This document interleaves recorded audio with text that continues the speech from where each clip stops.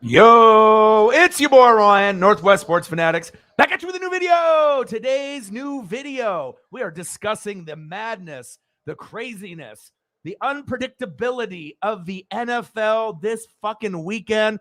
We saw 4 games all go down to the wire, 3 of them with a field goal right there at the end, and then in overtime. Now they're talking about an overtime rules change, even though this happened to the Chiefs a few years ago. Whoever had the ball last. I have some interesting stats and information that I want to kind of share with you guys as we discuss that, as well as a NFL Q&A. I hope you guys are having a fantastic Monday afternoon / evening.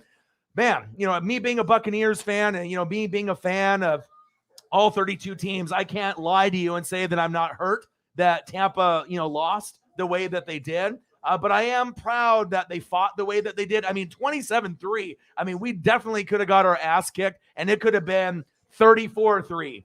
All right, 42-3, 53. It just looked like it was over, right? And then, you started to fight back. You got a little bit of lucky, maybe a little praying to the sports gods. I know the sports gods love your boy, and they made it a little bit more interesting. All of a sudden, Tampa fumbles, boom, and then the next play, the Rams fumble, and then you start scoring points, and you go deep to Mike Evans, and it started to look like, holy shit, if this goes to overtime, right? All we had to do was make that one last stop. We brought the blitz. We didn't play prevent, and I know some people are really hating on Todd Bowles for that.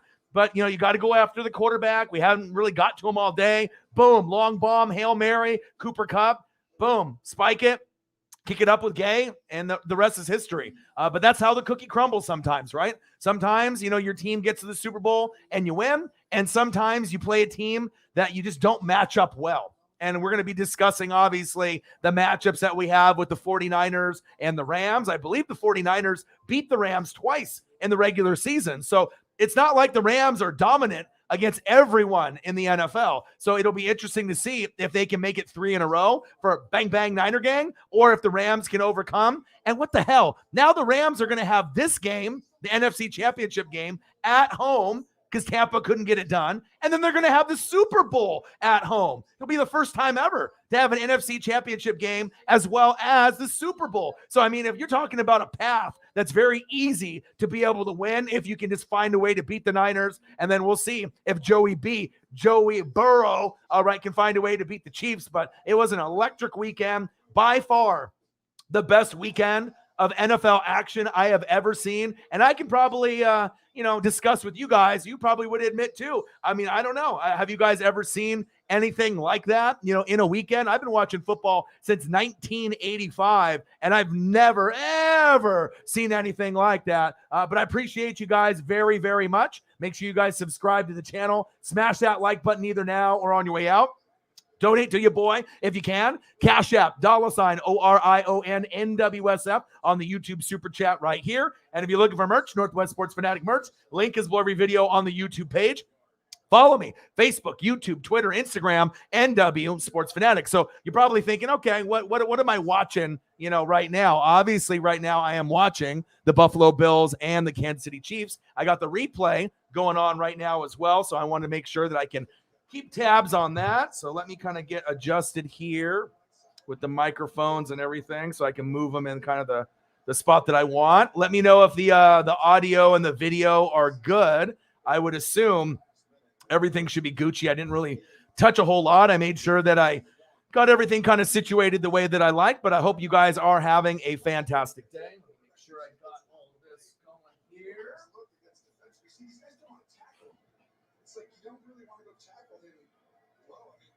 All right, let's go, baby. Let me acknowledge everybody in the room. Elliot Evans in the building. Gang. YouTube GM in the building. What it do? Odin's son in the building. Yo, Kettle Kuber in the building. What it do? What up, my man? Xavier Williams. Bang, bang, bang. Gang, gang, gang in the building. Nathaniel Marsh in the building. Hey, guys, hope everyone's doing well. I'm having a hard day, so this helps make my day a little bit better. Well, I'm glad to hear that, man. I'm not glad to have you have a hard day, but hopefully this will make things a little bit easier as we can go over some football. We can go over some stats. We can kind of go over each game. I got the Bills and the Chiefs replay on because I can't get enough of this NFL. It's like I almost want to go back and watch every single game in full detail, even my Buccaneers losing to the Rams. I know with some people it's a lot of pain to go through, but I want to be able to watch it. All right. Xavier Williams, my Rams are lucky. The GOAT was coming for us. He's our nemesis. Well, I'm not sure if he's necessarily the nemesis of the Rams. He might be a lot of people's nemesis is out there. But now you guys got to be able to go to a matchup that doesn't favor you. You guys had a great matchup against Tampa Bay. We were hurt. Tristan Wirfs was banged up. You guys took advantage. You won the battle in the trenches. Our defense played like shit. You guys played great on offense. But now you're going against a team that is an underdog, but they have your number. They've beaten you twice this year. It seems like Kyle Shanahan might be a little smarter than Sean McVay, at least in the game plan. For this season, they're 2-0 against you. Can they beat you 3 times in a row? As the Saints played Tampa Bay, they figured out that they couldn't beat Tampa Bay 3 times in a row, and maybe that's the same for your Rams. Maybe they will figure it out this time at home, even though I know they're trying to limit how many tickets of the Niner fans that are going to be there in the building. We're going to have to kind of wait and see, but I'm really excited for that matchup just because it is an NFC West rivalry. They're very familiar with each other, and it's not like the Rams are 2-0 against them. They're 0-2.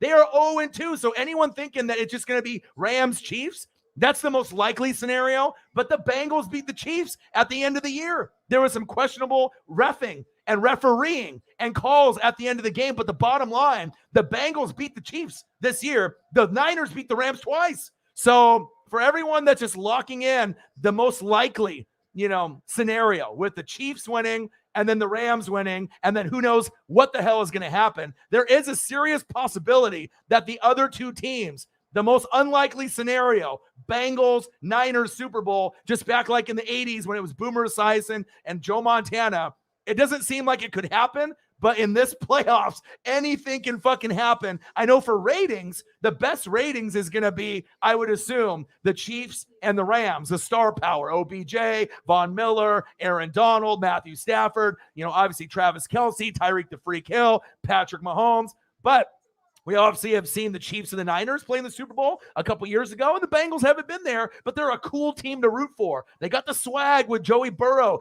Joey Drip, all right, Joey Franchise, all right? They got something there. They're really fun to watch, and they got good weapons at running back, Joe Mixon, all right? They got Jamar Chase, Tyler Boyd, avoid the Boyd, Tyler Boyd, all right? They got T. Higgins, and they got guys on defense like T-Rex, Trey Hendrickson. They got, obviously, Jesse Bates III at safety. So it's not like the Bengals are just like the shit team or the Niners are a shit team. It's just like you didn't really think that those teams would get there this far. Now, with the Chiefs and the Rams getting there, no one is surprised. No one is surprised. We were just hoping that it would be the Packers for Grossi, the Buccaneers for Orion, and the NWSF. It just wasn't meant to be, but salute. Salute to those teams that found a way to get it done. And I want to go over a lot of different things. This will be a Q&A. We'll go over all 4 of the games, as well as kind of the overtime rule changes, which I think is kind of funny because, if the Bills would have won, then all the Chiefs fans would have been bitching. The Chiefs won. All the Bills fans are bitching. And as great as Josh Allen played, I heard some people on there, like Keenan Allen on Twitter. He was like, well, defense wins championships, right? But I have this amazing stat about the overtime that some of you guys might have seen on Twitter. And I want to read this to you guys right now. And it was very alarming to me. And I knew it was very high, but I never knew that it was this high. Check this out, okay? And congratulations to Tom Grossi for Sinclair, his pet dog, is cancer-free. Obviously, I talked to him and I follow him, and obviously he posted a picture and I messaged him and gave him a DM today. And so Sinclair, his dog, and as you guys know with Paisley, dogs are everything. It's more than just a pet. It's family. Great news for the Grossi posse that his dog, Sinclair, is cancer-free. Just a little shout out to him. All right, so let's check this out. We got Bengals and Chiefs at 12 o'clock CBS on Sunday, right? Right after that, 3:30 p.m., we got the Niners and the Rams. I almost wish they did the Niners and Rams game first and then save the Bengals and Chiefs for last, because I think that one might be a little bit more electric, like the Bills and the Chiefs. Obviously, we saw that, right? Well, so let me find this post that I found earlier. Okay, here we go. It was from Ian Rappaport, all right? Rap Sheet. We already know that he's got, obviously, a very credible resume. Doesn't really do a lot of bullshit. So how much of an advantage is winning the coin toss in overtime? All right, I'm going to read this to you right now. Overtime context. The current overtime scoring rules, not sudden death unless the team that gets the ball first scores a TD. So if you get a field goal, you can match a field goal. If someone scores a TD, it doesn't matter. The game's over. The other team doesn't get a chance to get a TD. That needs to be changed. And if a guy gets a TD, that other team needs to try to be able to get a TD, in my personal opinion. But, I don't know if they're going to change it, okay? All right, so the current overtime rules, not sudden death, unless the team that gets the ball first scores a TD, were implemented in 2010, okay, in the playoffs, and 2012 in the regular season. Under the current overtime rules, there has been 163 overtime games, including the playoffs, okay? Teams that have won the overtime coin toss have a record of 86, 67, and 10. So 86 wins, 67 losses, and 10 ties in those games. And this is in the current overtime rules, all right, in the regular season, and then including the playoffs, all right? So in those games won, 52.8% of the games if you win the coin toss, all right? Under the current overtime rules, in the 11 overtime playoff games, all right, we're not necessarily talking about, just regular season, just playoff games. Check this out. This is wild. Under the current overtime rules, in the 11 overtime playoff games that they have recorded, teams that have won the overtime coin toss have a record of, what do you think it is? 10-1. So you're 10-1. You win the coin toss, you win the game. 10-1 in those games, a 90.9 percentage. The only team to lose was the Saints in 2018 and the NFC Championship game against the Rams. 7 of those 10 teams scored the sudden death touchdown on the opening drive. So it's like you get the ball, it's over. If the Bills would have got the ball, I truly believe we probably would have saw Gabriel Davis score his 5th touchdown, and it would have been over, and then all the Chiefs fans would have been bitching, right? Just like the Bills fans are bitching for good reason. But isn't that wild? 10-1. 10-1 record. So you get the ball, you get the coin toss, and you get it, and it's over pretty much. I mean, we know that they have a chance to get a field goal, but most of the time, it seems like that team knows the other defense is tired. Boom, boom, boom. Methodically drive it down there, dink and doink, or go deep, and then the motherfucker is over. I just thought that was crazy, astonishing. They definitely need to kind of switch the rules up, in my opinion. Got to give the ball to both teams to give them a chance to score a touchdown. If you do a field goal and a field goal, why not match a touchdown and a touchdown? I know defense wins championships, but when you have someone like Josh Allen putting up the stats that he did, it was something wild. Like Josh Allen put up 9 touchdowns, right? And 12 incompletions. You know what I mean? In that little short period of time when he was just balling out. That's wild. That's wild. For both of those quarterbacks to have a stat line like they did, it was just amazing. Josh Allen, 27 for 37, 397 total yards, 4 TDs. Mahomes, 33 for 44, 447 yards, 4 total TDs. Game of the year. I mean, that was amazing. And it was in the playoffs. Just wish it could have ended, more maybe fairly. But also on top of that, the Chiefs have had the same thing happen to them. If you remember when they played Tom Brady a few years back when Mahomes first got in the league, all right, it went into overtime. They got the kick, and then Tom Brady and the Pats got the ball. They drove it down the field, and then, the Chiefs didn't get a chance to respond. So they've been on both sides of the spectrum. They've seen the losing side, and now they're on the winning side. So I totally get it, but just some stats and dropping some knowledge for you guys, and any kind of questions that you guys have, let me know, okay? Xavier Williams in the building. Odin's son in the building.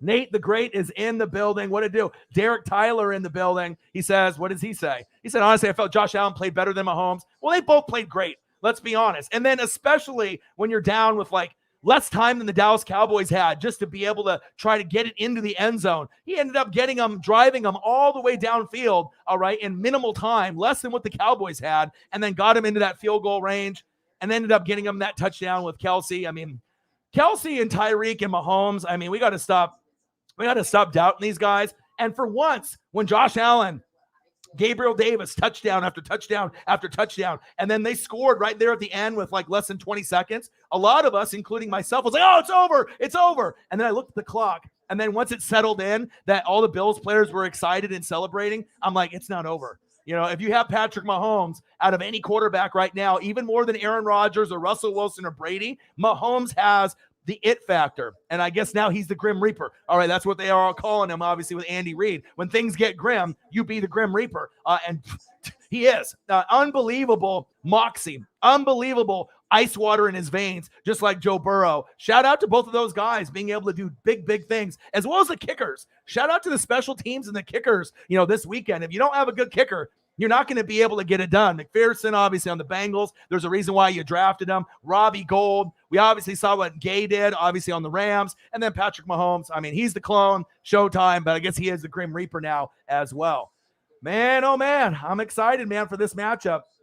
Odin's son, the national media heads clamoring for an OT rule changes, but failed to bring up that the Bills vetoed that back when the Chiefs put up the overtime rule change. Yeah, a lot of people have vetoed it, so it's all convenient when they lose. But also, the Chiefs had this happen to them when they played the Patriots and Tom Brady a few years ago. The year, I believe, that they played the Rams in the Super Bowl, that same shit happened where it went to overtime, and then they were dinking and doinking, and then they ended up getting into the end zone, and the Chiefs didn't get a chance to respond. So they've been out there, on both ends of the spectrum, so I get it. All right, audio and video are good. That's good to hear. Message from a Golden Eagle. What up, Ryan, in the NWSF Super Bowl 23, Bengals, Niners, or Chiefs versus Rams? What's it going to be? I mean, I don't know if you're going to get both underdogs or both heavy favorites. Rams, you're at home, but you've lost twice to the Niners, okay? Chiefs, you're the dominant team, but the Bengals beat you earlier in the year.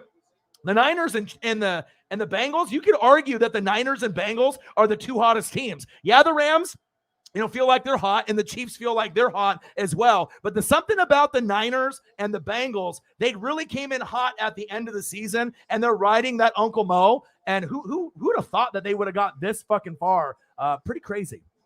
Pretty crazy, man. Patrick, the Grim Reaper Mahomes, right? This guy right here, Andy Reid, he knew. He said, when things look grim, all right, you be the motherfucking Grim Reaper. Unbelievable, man. I'm watching the game. I'm watching the replay right now. Unbelievable season. Unbelievable games. I mean, and I feel so heartbroken that my team lost. I'm not going to get the collab with Grossi. His team lost as well. But they did raid my channel during the game, and maybe there'll be a collab at some point between me and Grossi. I know there will be, but I was really looking forward to it when Rodgers was still there and Brady was still there, while it was going to mean something like going to the Super Bowl. And that is big facts. Senile in the building. What to do? Sarah Small in the building. What to do? Brute Saint.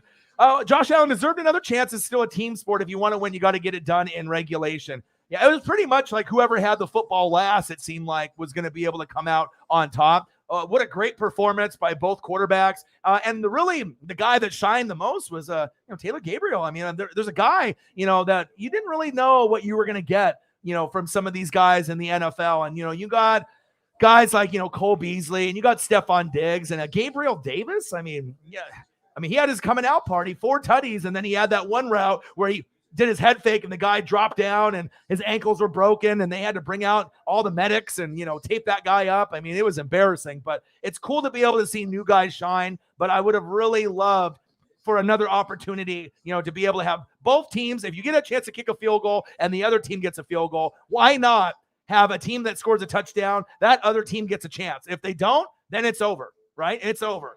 And then also, too, if they score a touchdown, they have a chance to go for 2, and then they could win the game if they want to go that route. So I think that there would be a little bit more drama and excitement. So just because a team scores a touchdown, like let's say the Chiefs did, if the Bills got the ball and Josh Allen went to Gabriel Davis for his 5th touchdown, then they could be ballsy and they could either kick it and keep going in the overtime rules, or they could go balls to the wall, go for 2, and then they could decide their fate that way. And some teams might have gone down that path where it's like, all right, I'm going to go for it. And then you either are the hero or you're the zero. But I think I would really like to see that rule implemented. But either way, each fan base and the NFL is going to be bitching because both teams played great. Both quarterbacks played great. And like I said, the Chiefs fans would be bitching right now, just like the Bills fans are bitching and a lot of these other people until the rule changes. And maybe the rule will never change. But with the NFL that we've seen this weekend, it was absolutely wild.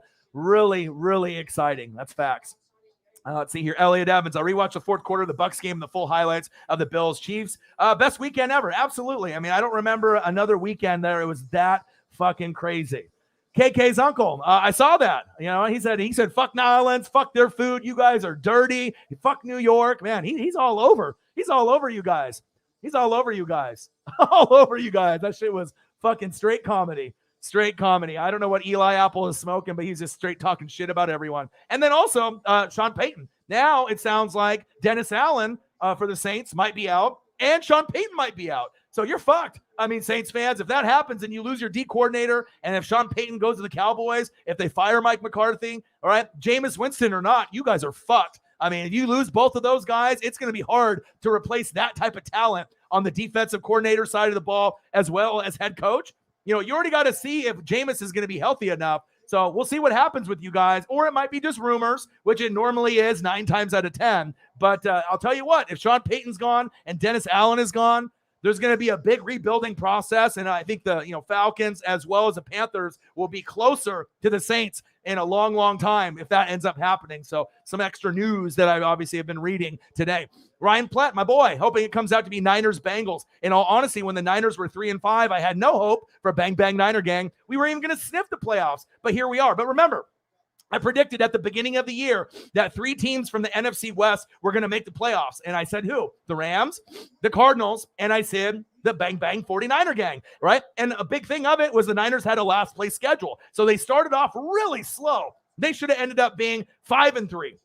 6-2. They should have been much, much better at the beginning of the year. I don't know if it was just the controversy with Trey Lance or Jimmy, George Kittle being injured, just not getting all the pieces healthy. All right, but with the last place schedule, you guys should have made it. And look how far you guys got. You know, you can be a 6 or a 7 seed, ride that momentum and ride that wave when no one believes that you guys can get there. And then you got a couple of these teams that are kind of flying under the radar, Bengals, Niners, and look where they are now. They're 1 game away from the fucking Super Bowl. No one would have thought that a couple weeks ago. No one would have thought that a couple months ago. But if you believe, anything can happen. Fucking crazy, man. Motherfucking crazy.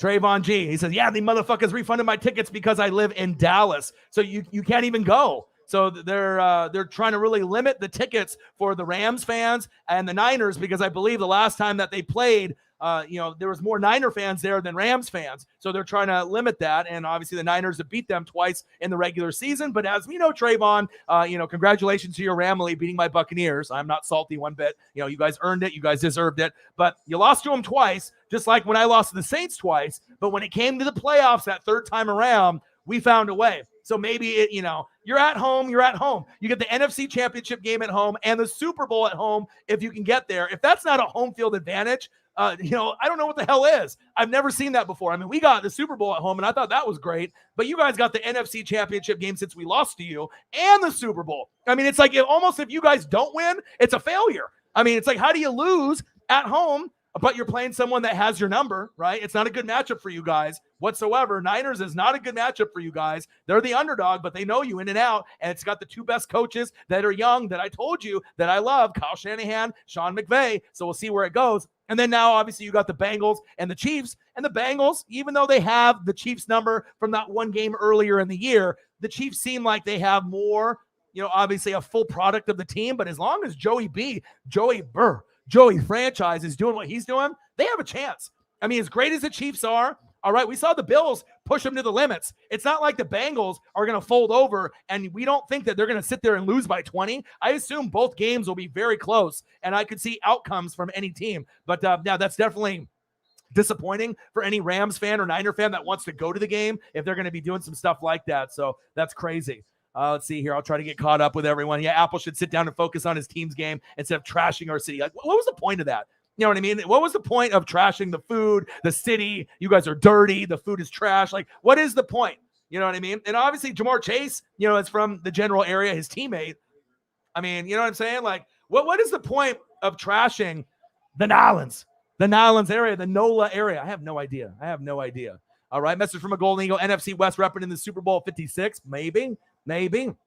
Odin's son, he said, it was the greatest weekend of playoff football I've ever seen. I think so for me too. It was just fucking wild.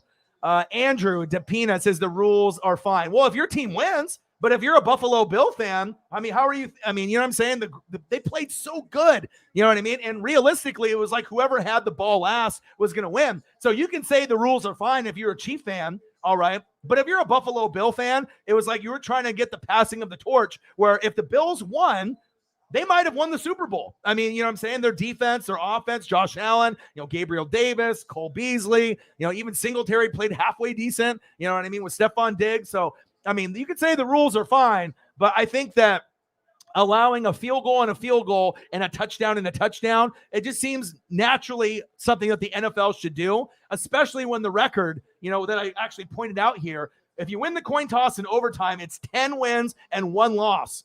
So it's like automatic. You win the coin toss, it's fucking over. It's almost like, okay, boom, heads. All right, we won. You know what I mean? And the only time that the team didn't win was the Saints, obviously in the NFC Championship game against the Rams, and we know what happened there. All right, that's facts.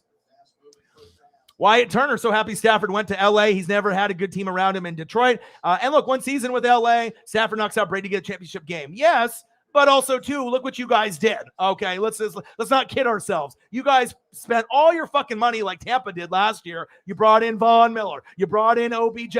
I mean, you were bringing in all these names, all right? So it's not like magically, poof, everyone knew going into the season that it was going to be the Packers, the Bucks, and the Rams. So for the Rams to get there, it's not a fucking surprise. We knew Stafford would be good, even with Cam Akers going down in the injury, and then you keep adding pieces to Aaron Donald and Jalen Ramsey, getting a Von Miller, really? And then getting an OBJ, really? But hey, you lost Robert Woods. You ended up getting a great replacement there, but it's not a fucking surprise, okay? It's not a surprise. Everyone knew that going into that matchup. Now, that wasn't a good matchup for Tampa. Tristan Wirfs was out. Antonio Brown is clowning. No Chris Godwin. Because honestly, I'll tell you what. If we had Antonio Brown, AB, fly like a butterfly, sting like AB, and we had Chris Godwin and Tristan Wirfs, just those 3 guys, I think we would have won that game. We wouldn't have gotten down by that much. All right, because then Tom would have been able to find some of those guys. You guys were still going to sack him a lot. You guys were going to pressure the shit out of him. But instead of throwing to Scotty Miller and Tyler Johnson and having them drop those footballs, we could have got some positive yards with AB and Godwin. I'm really confident about that, as well as, Tristan Wirfs helping protect Tom because he is the best right tackle in the game. But injuries are a bitch. I mean, that's what happens. I was the healthiest team last year. This year I was one of the most banged up, and it definitely costs us, and that's what it is. That's what it is. Let's see here. He said exactly. Then he talked about the Giants. Then once he leaves the Bengals, he's going to trash them as well. Probably. Odin Sons. I see more people crying about the OT rules than the fans. Oh, absolutely. All kinds of people. All right, here we go. The donation train is starting. Bang, $2. I'm hoping my Colts get playmakers. You are amazing. $2. Thank you so much. I promise I'll get caught up. I just like to make sure I talk to everyone, and we'll go through the games. I got the Bills and the Chiefs on right now if you guys want to end up watching that as well. Brute Saint in the building. YouTube GM in the building. I see you guys. Elliot Evans in the building. Hopefully that you're feeling a little bit better. Ryan Plett. Bills-Chiefs game came down to whose defense will make a stand. Bills D got the call first, and they missed the mark as much as I wanted the Bills to win too. Well, I mean, they were tired. I mean, if you really think about it, both defenses kind of sucked. It was just an overpowering of offensive weapons. Josh Allen, Gabriel Davis, Stephon Diggs, Cole Beasley, Tyreek the Freak Hill, McCole Hardman, Travis Kelce, Mahomes. It was just a overpowering and onslaught of offensive weaponry that you couldn't really do anything. It was pretty much they're scoring touchdowns at will. Now, if Honey Badger didn't get the concussion, I think that the game would have been closer on the side of not even getting to overtime. I think that they would have ended up separating themselves a little bit more. Because Honey Badger would have been able to make some of those plays that when Gabriel Davis was going into the end zone, pretty much open by himself, Honey Badger would have been there to either intercept the football, bat it down, or play good coverage. And not having Honey Badger back there, that was definitely a problem. And they exploited it, but it wasn't good enough for them to be able to get it, get the dub at the end. Nate the Great, he said it's been a rough bit of a day. Well, I'm hoping you're feeling a little bit better, my dude. I know how sometimes things get a little bit rough. I appreciate you that you are in the building. I love you guys. I appreciate you guys very much. Niner by nature. Bang, bang, Niner gang. And remember, me growing up as a kid, I was a San Francisco 49er fan. I didn't claim them as my team, but as, from 5 years old until I was probably 12, that was my team. The Joe Montana, the Jerry Rice, the John Taylor, the Tom Rathman, the Brent Jones, the Merton Hanks, Bill Romanowski, Deion Sanders, prime time. My favorite Deion was Deion in 94, Steve Young. I love that. But it's just like, and once they won the Super Bowl in 94 when I was 12, I had a feeling that they might not be able to get back there for quite some time. And they didn't have the same defensive players like Warren Sapp and Derek Brooks that I fell in love with in 95 and John Lynch. So I was like, that's more of my style. Decleating, hard hitting, just physical athletes. And they had Mike Allstott on the other side. So I was like, Tampa Bay, that's a natural fit for me. But I always keep my eyes on the Niners, and what a way for you guys to be able to get it done, man. Big dub for Bang Bang Niner Gang. All right, let's go. Let's see here. So can you believe that Jimmy fans would choose Jimmy over Mahomes and over Allen? No, they would not. They're just saying that. They're not. They don't mean that. You know what I mean? If you had a choice, if you're on the 49ers and Mahomes is an option or Jimmy, I mean, I think a lot of people would probably want Trey Lance even over Jimmy because, I mean, Jimmy doesn't really do anything on offense. He's more of a game manager, and he is prone to make mistakes and usually makes a bad one, a bad pick, you know, or a bad, you know, fumble, something. You know what I mean? He's not going to be a guy that's going to drive it down and get you 300 yards and 4 touchdowns. It's just not who he is. That's facts. Someone made the comparison that Allen Mahomes is the new Manning Brady, and I actually agree. Yeah, you could definitely compare that. Obviously, Manning and Brady have the Super Bowls. Mahomes has got one. Allen doesn't have any yet. But the league is in good hands with Joe Burrow, Mahomes, Josh Allen, and Justin Herbert, and Lamar Jackson in the AFC. The AFC is looking really pretty. Ooh, scoop to Clyde Edwards-Helaire. Fumble right there. Incomplete as I'm watching the game here. YouTube GM in the building. White in the building. I'm getting almost caught up here. All right, scrolling down. Nate the Great, Wyatt Turner, Niner by Nature. I see you guys. Derek Tyler said Bills need to keep that team together. Sean Payton ain't going nowhere. We'll see. We'll see. For your guys' sake, I'm hoping so. But obviously, Dennis Allen at DC, you don't want to lose someone like that either. It sounds like my team is going to get blown the fuck up. I'll probably lose Leftwich. I'll probably lose Todd Bowles. And if I only have Bruce Arians, that's going to make me a little bit nervous. A little bit nervous. So Dennis Allen's rumored to interview for the Bears head coaching job. There's a lot of people that are going to be involved. Peyton is also being rumored to retire. I don't know if I could see him retiring, though. Sean Payton is, you know, he's got the Dallas Cowboys ties from back in early in his career, but I don't know if I can see him walking away. You know what I mean? The fact that Aaron Rodgers is even considering returning to the Packers as well, could it be accountability? I'm not too sure. I'm not too sure. All right. All right, I'm scrolling down. I'm almost caught up here. Elliot Evans in the building. Yeah, I can't wait either. I can't wait either. Said, wouldn't mind if the Chiefs because if they lost last year, wouldn't mind the Bengals because of the Burrow chase and Rams because of Stafford. I mean, any matchup of any combination is going to be fun. You know, there's going to be storylines if it's Niners, Bengals, because that's what we used to watch in the 80s when I was a kid.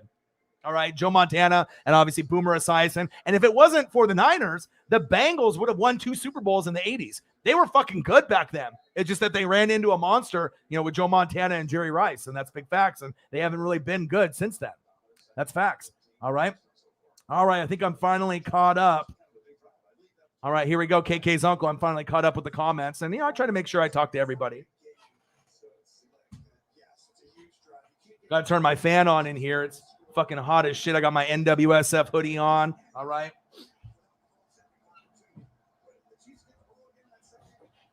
I got the NWSF hoodie on, looking clean. If you guys want to order one, $35. I lowered the price down from $50 to $35.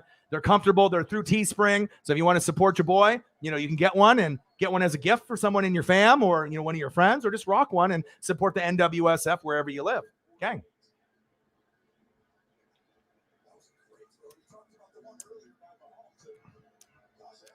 The Chiefs are looking incredible to me. They look like they are the favorites. I'm not sure if we can really say whoever is the favorites right now because it's unpredictable. You know what I mean? Because obviously the Chiefs and the Rams are the 2 logical favorites, but both of the teams have lost to the teams they're playing against. The Bengals beat them, as well as the Niners that beat the Rams twice. So, you know, normally beating a team 3 times in a row doesn't happen. But if it happens this year, would you be surprised? I wouldn't. I wouldn't be shocked one bit with Kyle Shanahan. I mean, he's a fucking genius, just like Sean McVay. They are the 2 youngest, brilliant minds. And I said that to you guys. If you guys go back and look at my videos, I told you that these guys are going to get Super Bowls. These guys are very talented with the play calling. They are by far the smartest young coaches in the league. And look where they are now. They're playing against each other again to try to be able to move on to the Super Bowl. And anything can happen. And on the flip side, you know, maybe this is a year or 2 early for Cincinnati, but they have Uncle Mo on their side. They feel like they're hot. They're going to obviously have to score early and often, and they're going to have to create some turnovers on Mahomes. They're going to have a Mahomes subpar performance that we saw a few weeks ago. And as long as they can match touchdown for touchdown, kind of like the Bills, it could come down to the wire where a last-second field goal from McPherson, just like we saw, obviously, with the Bengals in the previous weekend game, it might end up happening like what we saw with the Titans and the Bengals there as well. Anything can happen.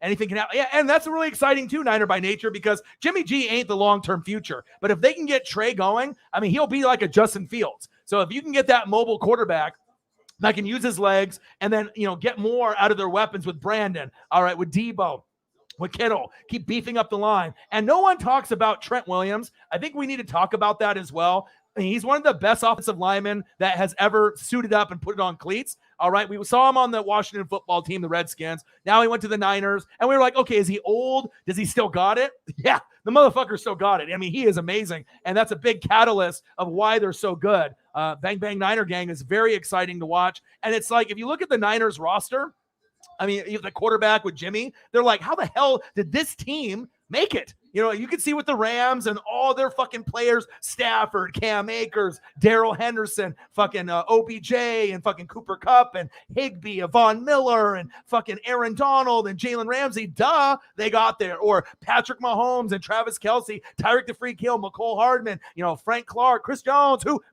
Honey Badger. No shit. Even the Bengals are on their side. Joe Burrow, Joe Mixon, Jamar Chase, avoid the boy Tyler Boyd, T. Higgins, Uzomah. On the defense, Trey Hendrickson, Jesse Bates III. They got all this talent. What do the Niners have? I mean, they don't have that same quarterback. They got Jimmy G, right? But they got a brilliant play caller. So it almost makes up for it. So even though they don't got a big name quarterback, they got a big name play caller, all right? And he knows how to be able to work his way. They got guys like Nick Bosa.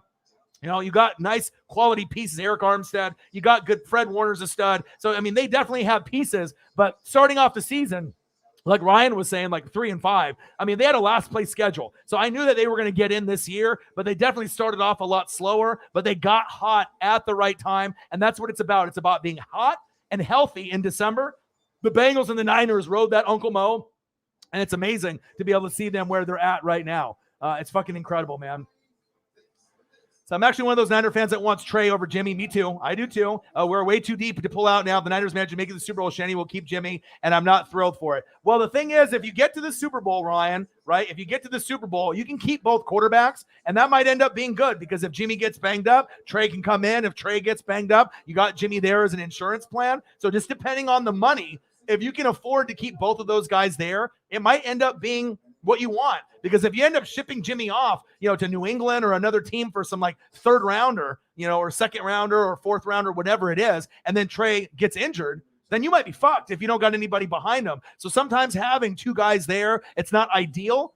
And we wanted Trey because we see the potential and all the draft picks and the capital you gave up for him, right? But for the time being, you know, maybe they'll plug Trey in for some trick plays, you know, in the NFC Championship game or the Super Bowl. Maybe not. I mean, it looks like maybe they'll just have Jimmy in there and they don't want to risk Trey fucking up, you know, and losing the game for him. But I mean, if they're up, you know, and they have some wiggle room, you know, maybe throw him in there, get him some experience, you know, have him play a couple plays under center or in shotgun set. But I definitely like Trey, but obviously he wasn't ready yet.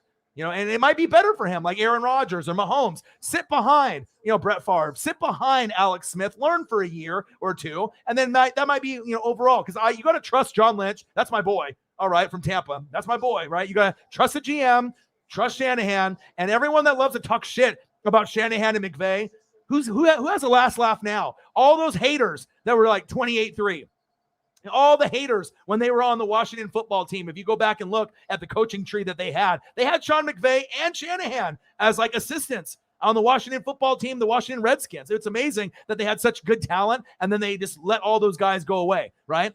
And then these guys now with their play calling and they're just, you know, thinking outside the box. Everyone else is playing, you know, checkers. They're playing chess, and it's not even close. So even though the talent level might not be there for the Niners, I think Kyle Shanahan, to me, he might be the brightest mind. I know there's Eric Bieniemy, and he's a great play caller, and there's a lot of other guys that are out there. But I think as far as Kyle Shanahan and McVay, those might be the two best. You know what I mean? For leadership, as well as just the steel trap and just having that knowledge and being able to, you know, use the motion, you know, use guys in different formations, you know, trying to confuse the defense and trying to be always one play ahead of the other team. I haven't seen too many guys that really excite me like that because I like to go deep in the game. You know, I don't want to just see the obvious. You know what I mean? I like to see the offensive line, the run blocking, the pulling, you know, the pancaking, the defensive adjustments at the line. I like to go a little bit deeper in football than the average person, and some of y'all in the room are probably that way as well. But it's exciting to be able to see guys that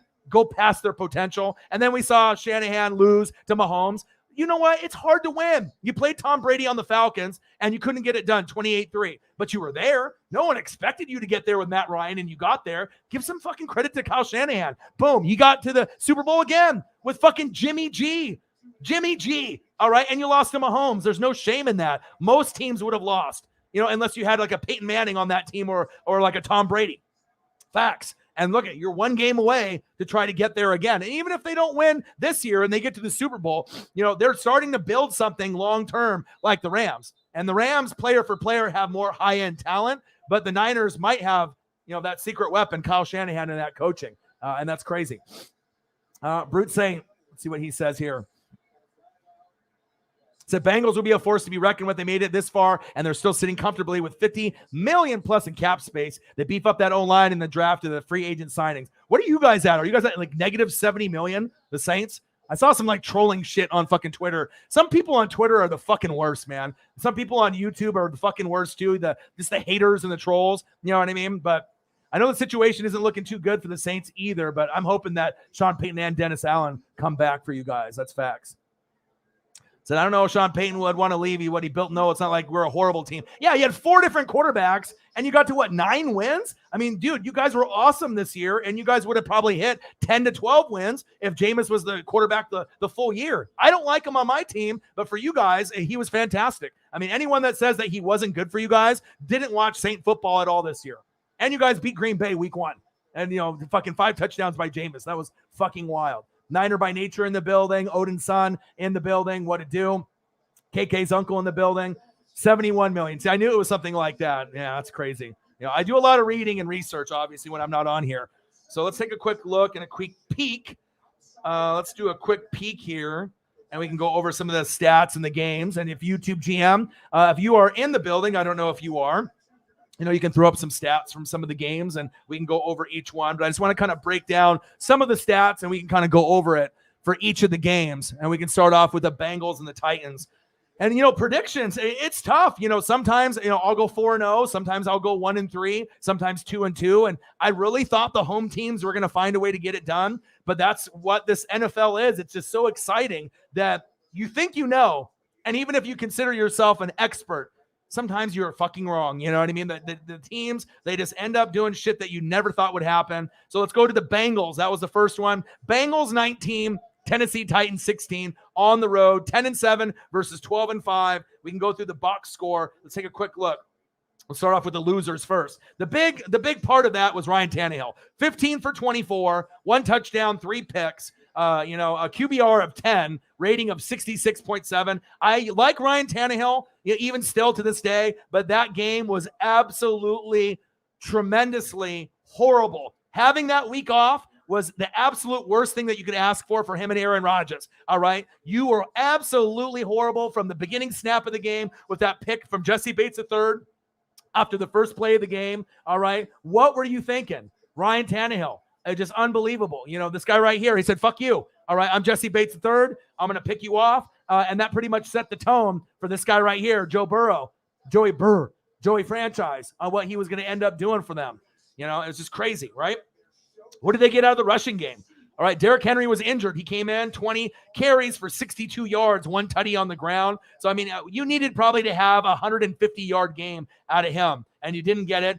A.J. Brown, he did his job, right? 5 receptions, 142 yards, and a tutty. Julio had 6 receptions, 62 yards. He needed more opportunities there. But you have Hilliard, Rodgers, Ferkser, all these guys are garbage. They needed to have Jonnu Smith as a check down guy. He's not there. You got fucking work. The defense, Zach Cunningham, obviously with the sack lunches. What can you say about the sack lunches? They had 9 sack lunches. 1 more that they could have broke the record. Jeffrey Simmons, probably the most underrated sack lunch king, that's out there. He had 8 tackles, 7 solo, 3 sack lunches. Long had a sack. Harold Landry, the third, 1.5. Autry had 1.5.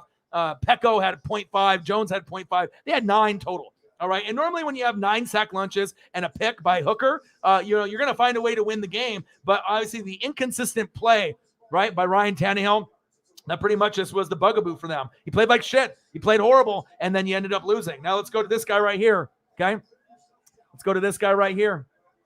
The legend, the man, the myth, the legend, Joey Burrow. All right, Joey B, Joey Franchise. 28 for 37, 348 yards. All right. No touchdowns, right? One pick. Wasn't the greatest. All right. He had 2 carries for 5 yards. Joe Mixon, 14 carries, 54 yards, a touchdown on the ground. But hey, Jamar Chase. All right.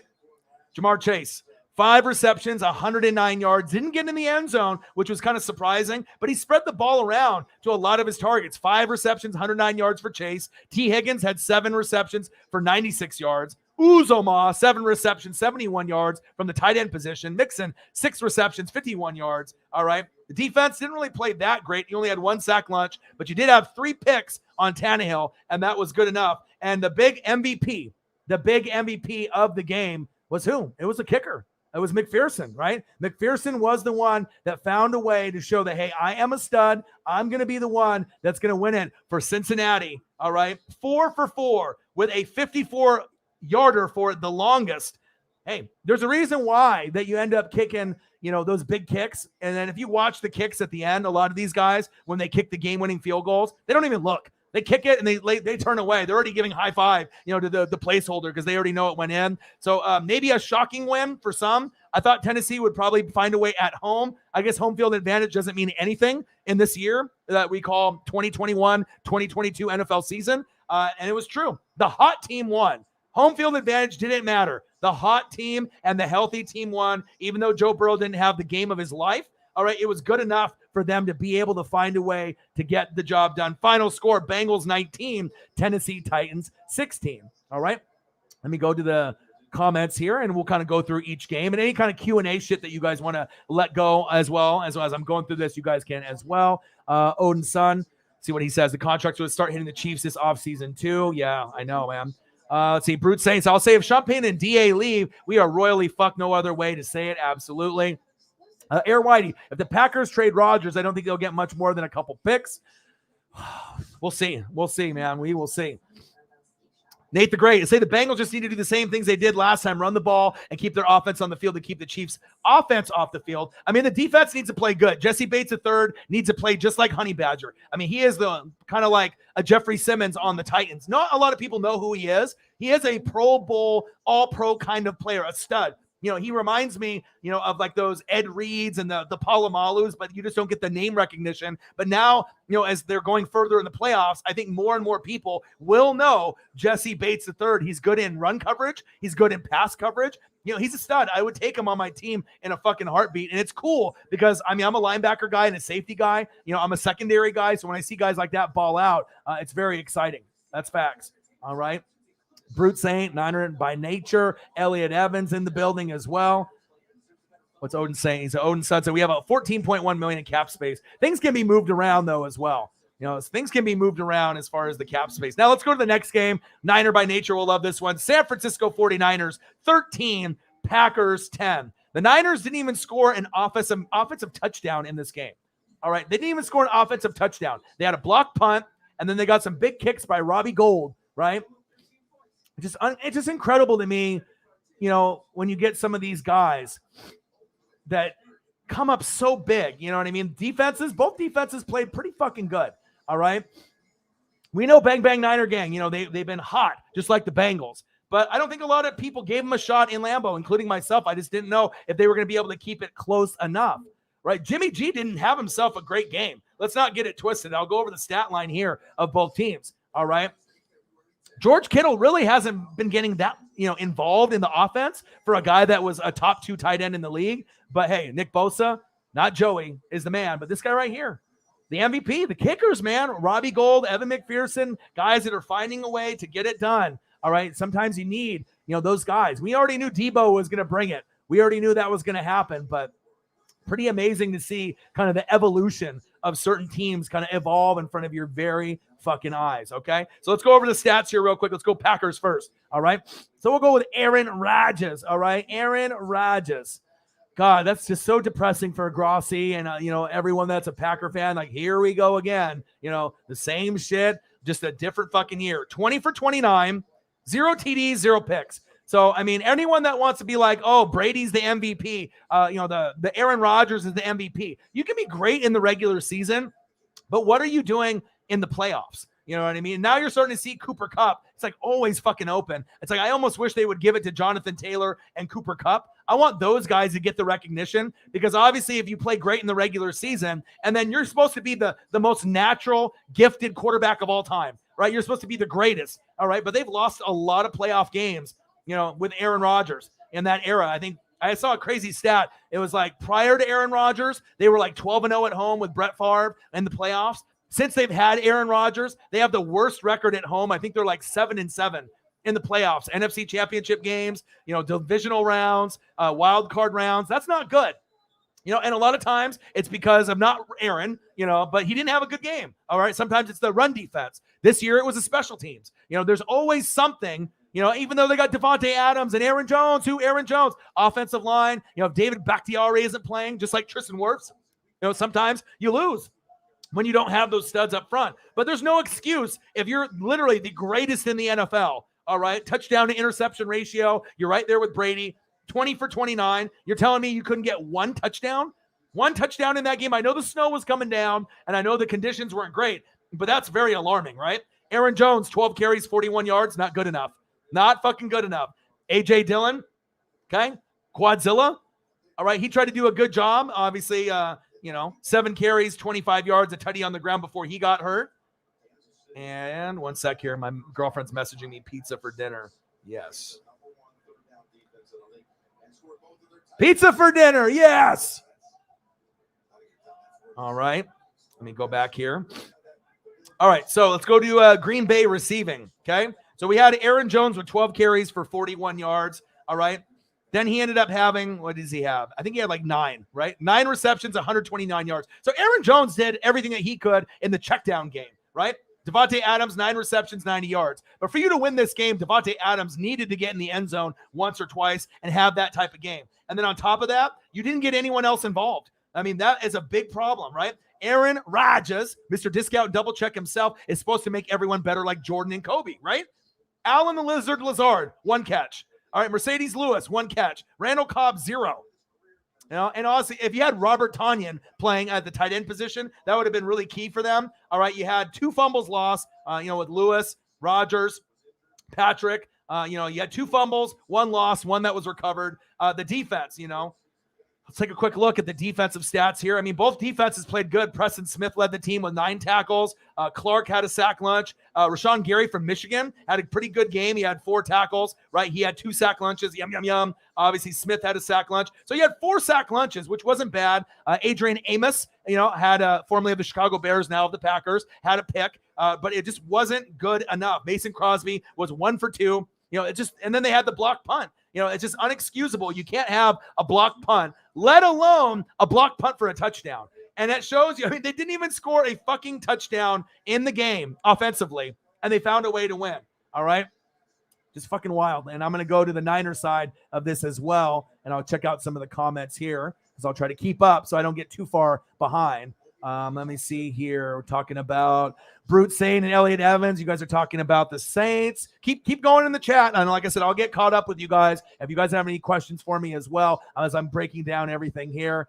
Air Whitey, the frustration is real. How many times did we get in the red zone and not score? It's crazy, man. It's fucking crazy, dude. But it's just kind of scary to think, you know what I mean? The talent level that the Niners have. I mean, would Trey Lance been able to get him more than Jimmy G? Probably. You know what I mean? He's been able to use his legs and bounce to the outside. But, hey, we're going to have to wait a little while for that, until we get that as, in the near future. Ryan Plett, D'Amico Ryans is the true MVP of the Niners now. I agree. I believe his play calling is what keeping us afloat in the playoffs, held the Packers at 10 points, Cowboys at 17. And the crazy thing is, he doesn't get any fucking opportunities. You know what I mean? He's not really getting any calls like other guys are. I mean, I imagine he is, but not as many as he should. You know what I mean? He's doing a great job. You know what I mean? A lot of guys get kind of, blown under the radar, and they don't really get the credit that they deserve. But I totally agree. Ryan Plett, your Niners, bang, bang, Niner gang. I actually do a lot of research for all the teams, not just Tampa Bay, as you know, but you got it spot on, right on the head. D'Amico Ryans is kind of the silent MVP of the Niners. That's facts. But I think Kyle Shanahan's impact is a little bit more. But, hey, D'Amico Ryans, absolutely phenomenal, okay? All right, let's see here. And I'm scrolling down. All right, here we go. And I'll be going through each game. So I already went through the Titans as well as the Cincinnati Bengals. So YouTube GM, if you're in there and you want to throw some stats up, I'm doing obviously the Niners and Packers, and I'll go from game to game. Next, I will do Rams and Bucks. Then I'll do Chiefs, obviously, and the Bills. And we got the Chiefs and the Bills on the TV right now. So if you want to shoot some stats as I'm going through what I'm talking about, you can go about that. All right, so we went through the Packers, not very good. Niners, all right. Jimmy Garoppolo, okay. 11 for 19, 131 yards, 0 TDs, 1 pick. That's the story of his life. Right? That's the story of his fucking life. I mean, he just doesn't win games for you. If you look up game manager, in the NFL, like Dictionary, Encyclopedia Britannica, all right, he's in there. Now, if you ended up getting points on the board for as handsome as you are in the NFL, Jimmy G would be the number 1 quarterback in the NFL, not by just female standards, but in general. I mean, the guy's a handsome guy, but you don't get fucking ratings by being handsome. You got to go out there and you got to be able to get the points. And I don't think a lot of people believe in him. All right. They just say, Jimmy, hand the ball off to Elijah Moore or Elijah Mitchell, excuse me. All right. Throw it to anybody, Debo, Brandon, Kittle. All right. Just don't throw picks. If we have to throw screen passes all day and hand the football off and our defense can help us win with our special teams, they would rather do that. It's going to be very rare where you're going to have a game where Jimmy is going to be 21 for 25, 3 touchdowns, no picks. Has he had games like that? Yeah. He has had games like that, but those are far and few between. It's like every 5th or 6th game, Jimmy will play like that. And a lot of times it's a shitty opponent, all right? But just don't turn the football over. 2 touchdowns, 2 picks. I mean, if you can have a game where you get 2 touchdowns or 3 and 1 pick or 1 fumble, you can live with that.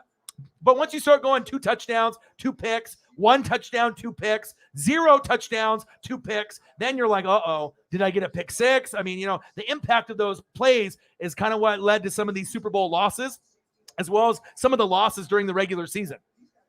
Trey Lance is young. He is the future. But for now, just don't turn the football over, Jimmy. The defense is good enough to help you win the game. All right, 11 for 19, 131 yards, 0 TDs, 1 pick. Not a good game. Not a good game. Elijah Mitchell, 17 carries, 53 yards. Not the greatest, right? And it was tough conditions. Green Bay's defense was good as well. Debo Samuel, though. This guy is a dual threat, right? Is he a triple threat? I mean, you can run an RPO with him. He could be the quarterback, right? He could do that.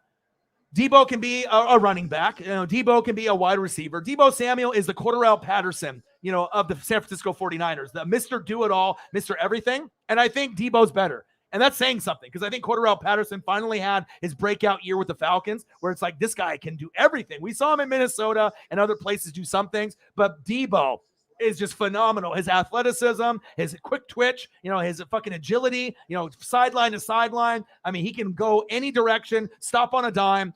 10 carries for 39 yards, 3 receptions for 44 yards. He didn't get in the end zone. He typically does. Get him the ball a little bit more. He's a fucking monster, okay? George Kittle.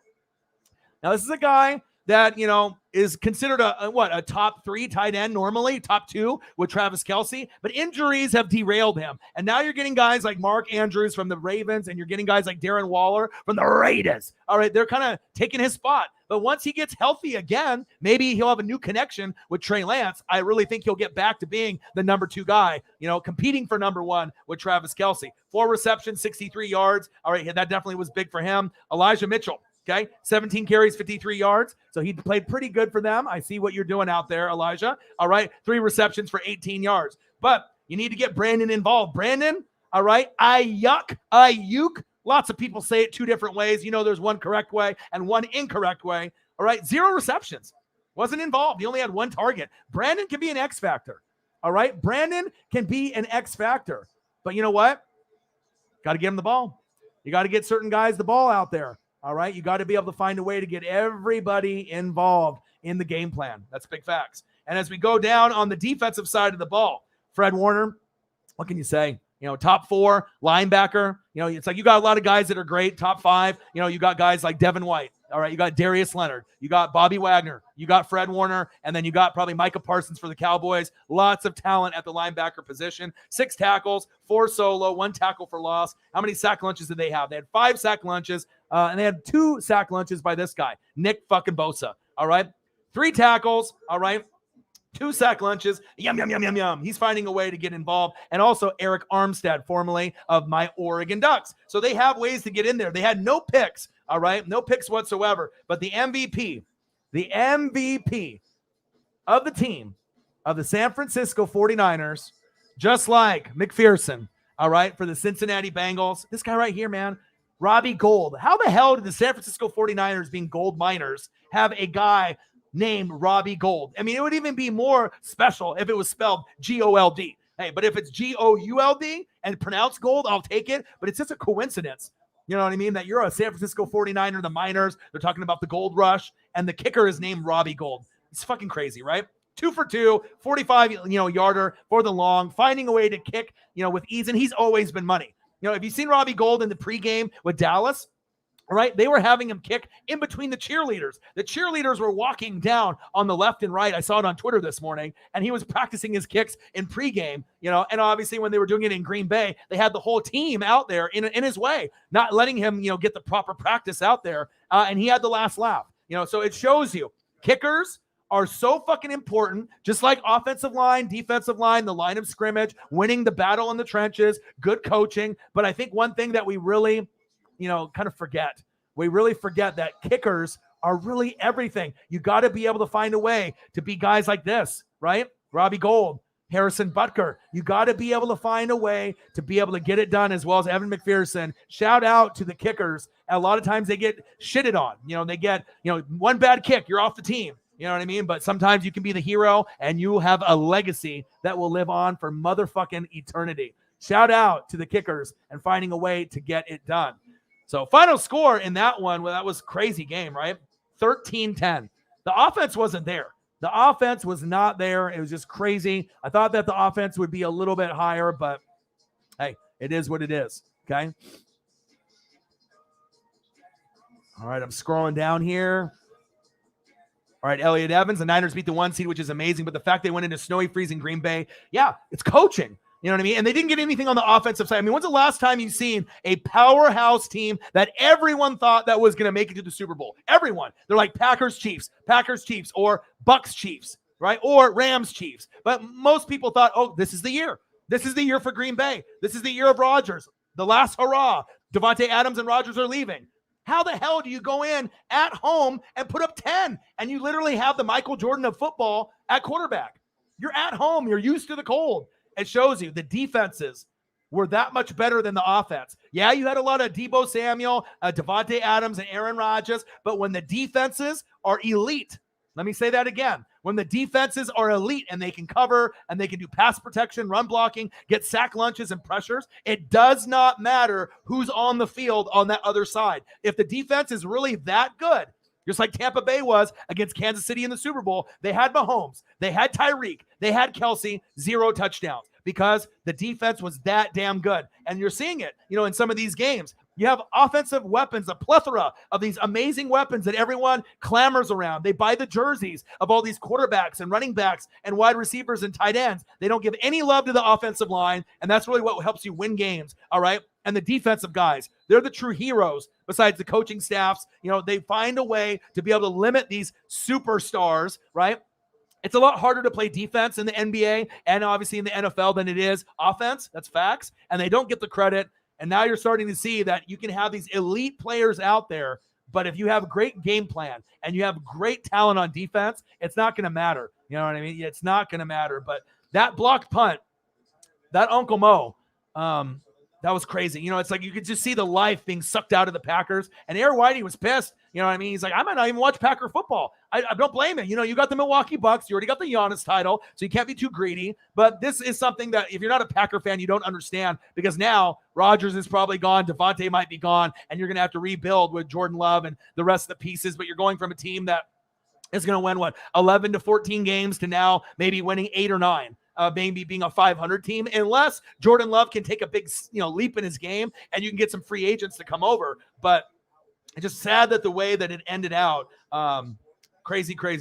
Shout out to Will the Thrill. I know in Scotland, he was out there. He was having a tough time. I ended up sending him some funds. Anytime that someone is in trouble and part of the Fanatic family, if you have electricity issues, my boy Marcos Pineda broke his ankle, needed some money to get his phone turned back on. I mean, I'm not going to have extra money to be able to help out everybody. You know what I mean? But if you're a part of the Fanatic family and you support me, I'm going to be able to try to do whatever I can to help and send the love back. Zini Panini, her sister passed away with OD. Me and another Eagle fan sent some money to her so she could buy a new Eagles jersey, T-shirt, hat, anything to soften the blow with all the tough times that we're going through. That's big facts, because that's what we do. We're the Fanatic family, and we care about each other, and that is big facts, all right? We care about each other. That's what we do. All right. So make sure you guys subscribe to the channel. Smash that like button either now or on your way out. Donate to your boy if you can. Cash App, $ ORION NWSF on the YouTube super chat right here. And if you're looking for merch, Northwest Sports Fanatic merch, link is below every video on the YouTube page. Follow me, Facebook, YouTube, Twitter, Instagram, NW Sports Fanatics. Okay, let's get it. All right. So the next matchup, we're going to go with the Rams and the Buccaneers. B. Ramsey in the building. What's good? Congratulations. Maximus Royalty in the building. What a deal. David Goldstein in the building. What a deal. So we'll go over to the Rams and the Buccaneers. And like I said, my ultimate goal is to be able to have one job and just do YouTube by itself like Grossi and not have to do a second or third job. So any support that I can get from you guys would be fantastic, because like I said, I don't want to have to do a second or third job if I don't have to, especially with mental health issues with like depression and anxiety. So anything that you guys can do to support your boy, comment in the chat, smash the like button, share the channel with your friends, share it on social media, donate if you can, in any type of way you can, Venmo, or I don't have Venmo, but Cash App, Zelle, or obviously the YouTube super chat. It'll go fucking a long way for my dreams. So that way I can keep, giving you guys great content and, building the fam. Okay. All right. So let's go to the next matchup. Los Angeles Rams 30, Tampa Bay 27. If I was going to say I wasn't hurt by the loss, it was 27-3 and we got it to 27-27. I don't know how many people would have been able to get to that particular point, but we'll start off with the Buccaneers. All right, we were injured. You know what I mean? It was a horrible matchup for us. Absolutely a horrible matchup for us. Tristan Wirfs being out. It was awesome that Jensen played, at center, right? It was awesome that we got that. But you got to think, Tom Brady under pressure. We already lost to him in the regular season last year, right? By 3. Then we lost to him week 3, I think by 10. It was like, not a good game, not close whatsoever. Then you get the best right tackle in the game, Tristan Wirfs, out. So I knew that if we didn't get the ball out early and get this guy involved, Leonard Fournette, it was going to be a long fucking day, which it was. And then you saw what they did. They just started to beat that ass. It was just Matthew Stafford, a combination of Cam Akers, Cooper Kupp, doing anything and everything. Odell Beckham was getting, he was getting active early and often. A little bit of Van Jefferson sprinkled in with Tyler Higbee. Defense, Aaron Donald, what can you say? Von Miller, Jalen Ramsey, Ramley. Yeah, you guys just beat that ass, dude. And, congratulations to you. You guys definitely earned it. You deserved it. It was just an ass whooping through and through. Tom Brady. And this is why we lost as well, okay? 54 attempts. You can't throw the ball 54 times. 30 for 54. The pressure was on him the whole game. All right. 329 yards isn't too bad, but 30 for 54 is absolutely horrendous. 1 TD and 1 pick. Horrible. A QBR of 14. Jesus Christ, dude. A rating of 72.2. He just didn't have any time. Okay. Leonard Fournette, 13 carries for 51 yards, and he had 2 tutties. So at least on that end, that even though he was injured and we didn't know if we were going to have him, Leonard Fournette did his job, okay? He also had 9 receptions for 56 yards. So if we had anyone that played great, it was him. It was Leonard Fournette, right? Mike Evans, he tried to do his best, especially with that long tutty at the end of the game. 8 receptions, 119 yards, 1 tutty. But Gronk didn't get in the end zone, and I needed him. 4 receptions, 85 yards. I needed Godwin. I needed AB. Instead of AB trolling, just talking shit about AB, talking shit about Bruce Arians and the Buccaneers organization and how, he's a fucking barbarian, and saying now that he wants to play with Lamar Jackson. I saw that in an interview earlier today. It would have been really nice to have AB help us try to win the game. And obviously that did not happen. Scotty Miller, 4 receptions for 38 yards. Tyler Johnson with some drops as well. 3 receptions for 15. Cameron Brate, OJ Howard, not really a factor at all. Fumbles. Lots of fumbles. We had 4 recoveries. All right. We had 1 fumble from Brady and we lost that one, but we had 4 recoveries. JPP, Levante David, Sean Murphy Bunting, and Antoine Winfield Jr. So with the defense, they found a way. They found a way. Levante David's birthday. They found a way to be able to try to get some key points and some key stops out there, but it was a little, too late. We needed to be able to get the yardage and we needed to get the first downs and the points, and we just couldn't get it. Levante David, 11 tackles, 7 solo. Antoine Winfield Jr., 9 tackles, 8 solo. Devin White, 8 tackles, 4 solo. Sack lunches, only 2. That was a problem. We couldn't get to Matthew Stafford. We could not get to this guy right here. Didn't get to him. We had 0.5 from JPP, 1 sack from Vita Vea, 0.5 from Ndamukong Suh. Suh had a penalty. Brady had a penalty. Lots of chirping. Darden isn't a good kick returner. He can't get enough yards. He's too little. Ryan Suckup went 2 for 3. That hurt. If he would have meant 3 for 3, it's 30-30. You know what I mean? But we fought. We tried to go into overtime, but the Rams were just too much. All right? The Rams were just too much. Now let's go to that side. Matthew Stafford, 28 for 38. 366 yards, 2 TDs, no picks. That's what the performance I needed from Brady if we were going to win today, and we didn't get it. And then look at this right here. Cam Akers, this is what you need. 24 carries for 48 yards. It wasn't the yardage that you wanted, but at least they gave him opportunities, and he had 3 carries. Or no, he had 24 carries for 48 yards, which is low, all right, because the defense is stout, but you ended up having 3 receptions for 20 yards. Cooper Kupp. I mean, if it wasn't for this motherfucker, all right, with that long bomb at the end, maybe there's overtime and the Bucs win. 9 receptions, 183 yards. He's always fucking open. Should be in consideration of the NFL MVP. 1 touchdown, a long one. 11 targets, 9 receptions. He was the man. Odell Beckham Jr., a stud. He's going to get a big contract after this year. 6 receptions, 69 yards. I see what you're doing, as well as Tyler Higbee. He was, active early and often as well. Nice touchdown by McCole Hardman on the TV there. All right, Tyler Higbee, 4 receptions, 51 yards. Van Jefferson, 2 receptions for 29 yards as well. Not a whole lot from Sony Michel. And on the defense, how many sack lunches did they have? 3. Nothing too crazy on Brady. Leonard Floyd had 1. Aaron Donald had 1. Who else had the other one? Von Miller had 1. So you saw, obviously, their guys, Aaron Donald, Von Miller, they came to play. They did their job. 1 pick by Scott, a horrible throw by Brady. But Matt Gay, he went 3 for 4. I went 2 for 3, obviously with Ryan Suckup, but he found a way to be able to get that field goal for the dub at the end of the game. Final score, Rams 30, Tampa Bay 27. Rough, man. Rough to see your team, you know what I mean, that you just have these dreams and aspirations and just kind of crumbles right in front of your very face. But, it is what it is. You got to give a shout out, to the Rams. Got to give a shout out to the Bengals and a shout out to the Niners. I see you. Said wild card games had too many blowouts for me. Yeah, but it really made up for it in that divisional round, right? Made up in that divisional round. That's absolutely 100% facts. All right, I'm scrolling down here.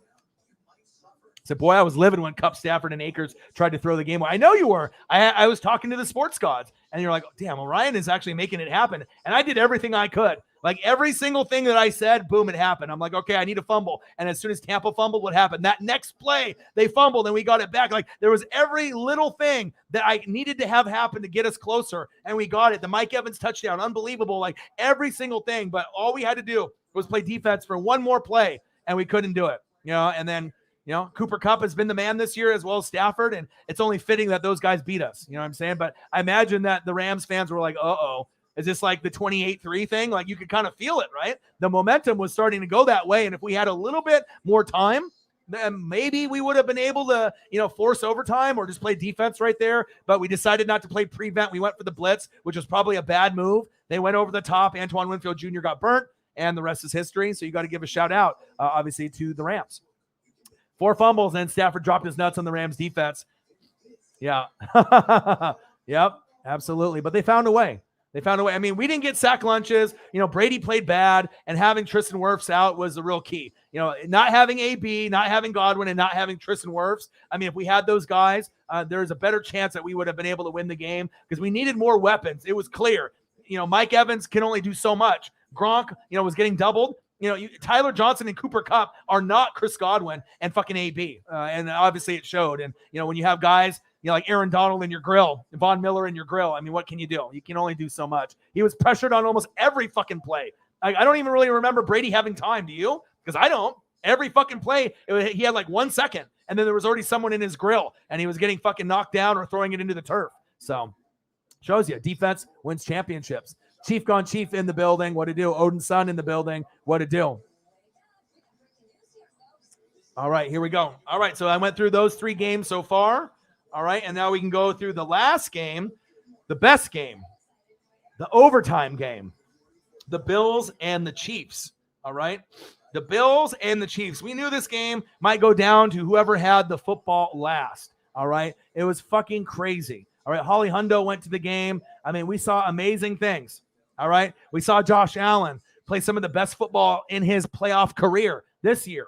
We thought, is it the passing of the torch, to Mahomes? We thought maybe this is the year. Maybe America was picking the Rams. America was picking the Bills. But I said someone at home has got to win. All right. You didn't really get a whole lot from Stephon Diggs. You had obviously Cole Beasley out there. Singletary got a touchdown early on. All right. We saw what they could do. But it was this guy right here, Gabriel Davis. Couldn't even find a picture that fit the screen. I had to find one, during the stream yesterday. But he was the man. Oh, yeah. He was the man. Gabriel Davis. Macho Man approved. Okay. He found a way. So let's go over the stats as I'm watching Gabriel Davis get in the end zone right here. Gabriel Davis, dude. Fucking A. 4 touchdowns. Wild. All right, Josh Allen. Your stat line is fucking crazy. All right. 27 for 37, 4 TDs, no picks. Okay. 11 carries for 68 yards. I mean, you're rumbling, you're bumbling. They can't stop you. I mean, you're everywhere on the field, right? You're doing everything. Then Singletary had 10 carries for 26 yards. So he found a way to be able to make his presence known out there. All right. He also had 4 receptions for 25 yards. But Gabriel Davis, the man of the hour, the man of the playoffs, 8 receptions, 201 yards, and 4 tutties. Count them 1, 2, 3, 4. Fucking crazy, right? Cole Beasley, he tried to do a little bit in the game. All right. He had 6 receptions for 60 yards. All right. But Stephon Diggs, 3 receptions for 7 yards. He didn't really get a whole lot there. It's on the table. On this side, the other side. Close the door, please. All right, here we go.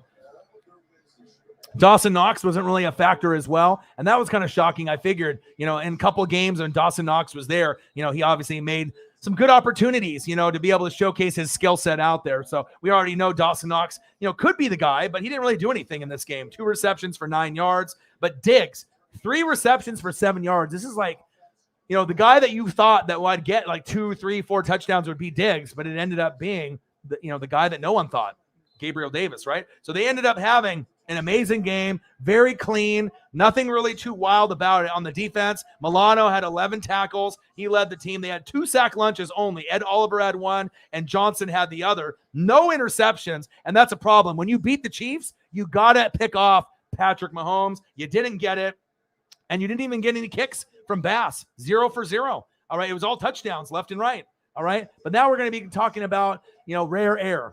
We talk about Michael Jordan. We talk about rare air. We're talking about this guy right here. All right. Patrick the Clone Mahomes. All right. He said, when things get grim, you be the Grim Reaper. All right. You be the Grim Reaper. And I guess that's the new nickname. Some people call him Showtime. We call him the Clone, here on the NWSF and the Northwest Sports Fanatics. But I guess he's got a new nickname from Andy Reid, the Grim Reaper. Because when things get grim, be the Grim Reaper. All right. Patrick Mahomes, 33 for 44. 378 yards, 3 tutties, no picks. Phenomenal performance at the end of the game as well to get them into field goal range, right? Less time than even the Dallas Cowboys had, and he ended up getting him in a field goal position. But that shows you there's a big difference between Andy Reid, Eric Bieniemy, and Patrick Mahomes, or Kellen Moore, McCarthy, and Dak Prescott, okay? He also had 7 carries for 69 yards and a tutty. Clyde Edwards-Helaire, make him stare, Helaire, had 7 carries for 60 yards. On the ground, McCole Hardman had 2 carries for 31 yards and a tutty, so he was getting involved. McCole Hardman is kind of one of those X-factor guys. We know that if you get him the football, he can end up doing some big things out there. He can make a name for himself, right? And it's nice to be able to see him get out there and do some big things, all right? But some of the heroes of the game, all right, besides this guy right here, Patrick the Clone Mahomes. Let's talk about Tyreek the Freak Hill, okay? 11 receptions, 150 yards, and a tutty. Travis Kelce to get you a game winner at the end. 8 receptions, 96 yards, a huge tutty at the end of the game. Jerick McKinnon, pretty good. 10 carries, 24 yards, 5 receptions, 54 yards. Didn't get in the end zone, but still a good factor, for them on offense, right? Pringle, 5 receptions for 29 yards and a tutty.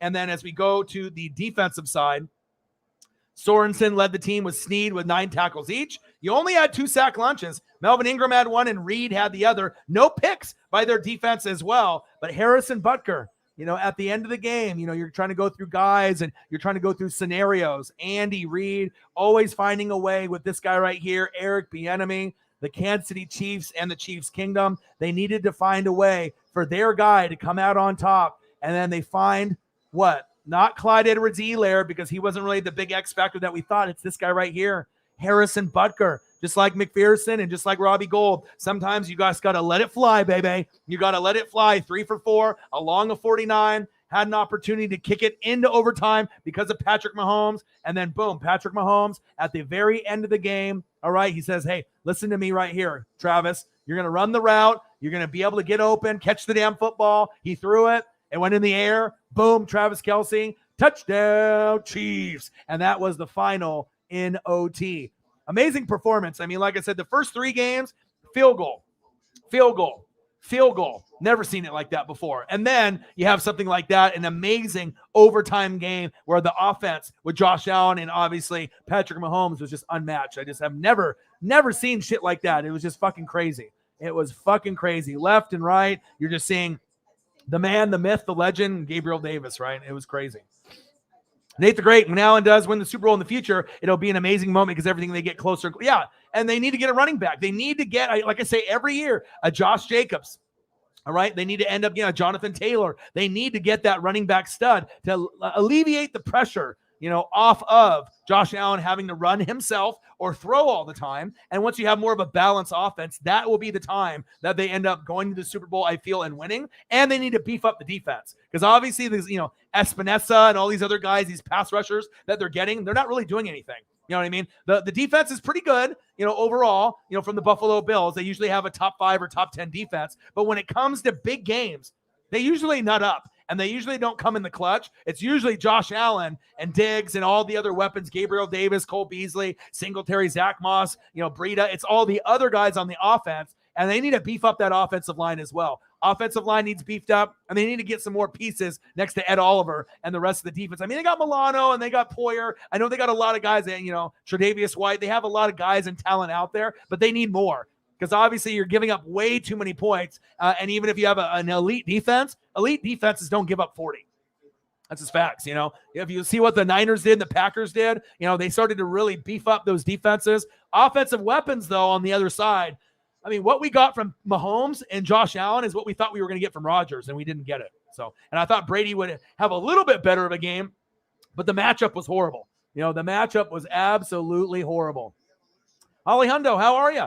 Yeah, like I said, I decided to, stream. I've been online for, an hour and 20 minutes. I decided just to do a breakdown. A lot of the fans, I know you were in another Chiefs Q&A. I know you were looking for that on Twitter, and I figured I'd try to do this. I normally was going to do the stream around 7 p.m. I was going to try to do it around then, but I decided, hey, it was like around 5:30. Like I said, I wanted to, grind it out. You know what I mean? I'm going to try to do streaming almost every day, because I'm getting to a point, with working 2 jobs, 3 jobs. I really want to try to do YouTube full time, but I'm only going to be able to do that if I end up getting the support from the fans and if I can, obviously make enough to pay bills and get things situated, because I would rather just focus on YouTube full time. And if I could stream almost every day, I would rather do that, and just go through all the interactions with you guys than having to do some other jobs. And, just with my mental health, with the depression and the anxiety, it would just be a lot easier for me to kind of just stay at home and grind it out, obviously doing my dream here with the Fanatic family. But like I said, I can go through here. We're doing the Q&A. I've obviously been breaking down every game. And if anyone has any questions or want me to go through anything that I've already gone through, I can do that as well. But we were just going over the Chiefs and the Bills, so you actually have good timing. So we were going over both teams. I'm actually watching the replay right now as well with the Chiefs and the Bills. Did you get some amazing pictures from the game? I imagine you did. I imagine you had like 5 heart attacks. I imagine it was crazy. We had a great time watching the game here. I can only imagine the energy in the game. And when the life got just ripped out of you with that late Josh Allen touchdown. And then once you settled and said, hey, there's time. There's only like 13 seconds left or whatever it was, but there's time. As long as you have Mahomes and you have time, normally it's like you need a minute. I guess with Patrick Mahomes, you only need 10 to 15 seconds and you can find a way. But I imagine it was amazing. Holly Hundo, sorry about the Bucs. I thought they were going to come back too, but you know what? We didn't deserve it. We didn't have AB. We didn't have Godwin. Tristan Wirfs was out. It was a bad matchup for us. We played like shit the whole game, but we fought back. 27-3, 27-27. I was trying to talk it into existence. I was saying things like, okay, we're going to get a fumble. And then it happened. I was like, we're going to get a pick. And it happened. It was like all these crazy ESP things that came to my brain from the sports gods. And I was praying to them. It happened. And we almost got to overtime. Because I think if we would have went to overtime, I really thought Uncle Mo was going to help us win. Grossi lost. They raided my channel for the Rams and Bucks, which was nice. Got me some subs from the raid, which was nice. Got me some views on that particular video, which was nice because normally I get, 300, 400, 500, whatever. It just depends. And we hit like 3,500, something like that. So that was very nice. And then I donated to Tom and said thank you. But it was tough. No Grossi posse, no Packers Bucks, no collab. Maybe we can end up collabing at some point prior to the Bucks and the Packers playing. I think it would be exciting to be able to do that, but maybe we just got to wait it out. It just would have been so special for Rodgers on the last hurrah, Brady, and then to win, to go to the Super Bowl. It would have been an awesome stream, but I still have faith that we're going to be able to collab and do some things there as well. So my boy, Joseph Andrade, I missed you, dude. So, the girl Brady should have pulled it out anyway. Yeah, hey, we can't all have what we want in the games. Good to hear from you. I've been reaching out to you on Instagram, and I know things probably have been really tough in your personal life. You can always message me on Instagram and let me know of any details that you want to share with me or things that you want to keep private. But I miss you. I love you. Once we get into baseball season, we can do some Dodger games together. Like I said, a lot of depression, a lot of anxiety on my end. Things have not been tough. But like I said, I always care about my friends. I always reach out. Like, Will the Thrill, from Scotland was having some issues with his power. I sent him, a little bit of money to be able to make sure that him and Moira, we're going to be in the dark. He's been going through some mental health shit too. And, anything that I can do to help out, the Fanatic family, I'm going to do that. Like my boy, Marcos Pineda, his phone went off. Obviously, he didn't work for 3 weeks at Nike headquarters because he broke his ankle. And you got to sometimes, support your friends when they need it. So it's tough. I get it. Right now, it's not a fun time, with everything going on with COVID and everything. But I love you. I appreciate you, Joe. Keep in touch with me. And if I message you, try to message me back. Let me know you're alive. Let me know that you're okay because I did worry about you. And I do love you and I appreciate you very much, man. Holly Hundo, I'm going to post some on Twitter in a bit. It was the craziest, most exciting sport event I've ever witnessed, I imagine. It was crazy. Yeah, I just can't believe that the Packers lost and the Bucks lost. I was really looking forward to that collab, man. I was really looking forward to that collab. It was just fucking crazy, man, but it is what it is. So let's go and we can do a quick breakdown like I was going through. I already went over pretty much all the games, but now since we got some of the people in the room that came in a little bit late, you let me know what you want to go over. But obviously we went over the Bengals and the Titans, 19-16, Niners 13, Packers 10, defensive-minded matchups there. Rams, Buccaneers, bad matchup. Obviously now moving forward, we got the Bengals and the Chiefs. The Bengals beat the Chiefs earlier in the year with some questionable reffing at the end of the game. All right. And the Niners have beat the Rams twice. All right. So it isn't a guaranteed Chiefs-Rams Super Bowl. All right. The Bengals and the Niners have beaten both of the opponents this season. So we'll have to see what kind of matchup we're going to get. Are we going to get the Niners and the Bengals like we did in the 80s with Boomer Esiason and Joe Montana? Or are we going to get Stafford versus Mahomes? I think for ratings, Rams, Chiefs would be the best ratings as far as a game and a matchup. And the Rams get the NFC Championship game at home since they beat the Bucks, and they get the Super Bowl at home. I mean, they said, oh, it's not fair because Tampa gets a home field in the Super Bowl. Look at the Rams. The Rams get the NFC Championship game at home and the Super Bowl at home. But I know the Niner fans, filled up that place last time, and now they're limiting tickets because they don't want it to be a home game for the Niners because it seems like there's more Niner fans than Rams fans. But, it is what it is. So as we were talking, with the Buffalo Bills, I'm watching the replay right now. All right, 23-21 Chiefs. All right, Holly Hundo was there at the game. Josh Allen, what can you say? I mean, this guy was just balling out of control. Maybe they need to change those overtime rules. And I have a great stat that I went over earlier that I'll share with you guys here in a second. But we saw Josh Allen do big things. The stat line was fucking crazy. 27 for 37, 4 TDs, no picks. And then you got Patrick Mahomes on the flip side, right? They call him the Grim Reaper. Andy Reid says when things get grim, be the Grim Reaper. All right. And we saw Patrick Mahomes 33 for 44, 3 TDs, no picks. And then he also had 7 carries for 69 yards and a TD on the ground. An amazing performance. All right. What can you say about this guy? I mean, the most clutch quarterback, the future of the NFL is in bright hands with Mahomes, Josh Allen. All right. Justin Herbert, Joe Burrow, and obviously Lamar Jackson. The AFC is looking very, very bright, all right? But they had some amazing performances. Tyreek the free kill, 11 receptions, 150 yards, 1 TD, especially there in the fourth quarter and overtime. And then the man, the myth, the legend, Travis Kelce, the best tight end in the game, 8 receptions, 96 yards, and a tutty. He is the best tight end in the league. Yeah, there's George Kittle. Yeah, there's Darren Waller from the Raiders. There's Mark Andrews, but they are not Travis Kelce, okay? The best dancer at wide receiver or tight end, my guy, Travis Kelce. Unfucking-believable game. Unbelievable for this guy right here. We know he likes cheeseburgers just like Orion does. All right, he likes ice cream like Orion does. All right, Eric Bieniemy called a great game.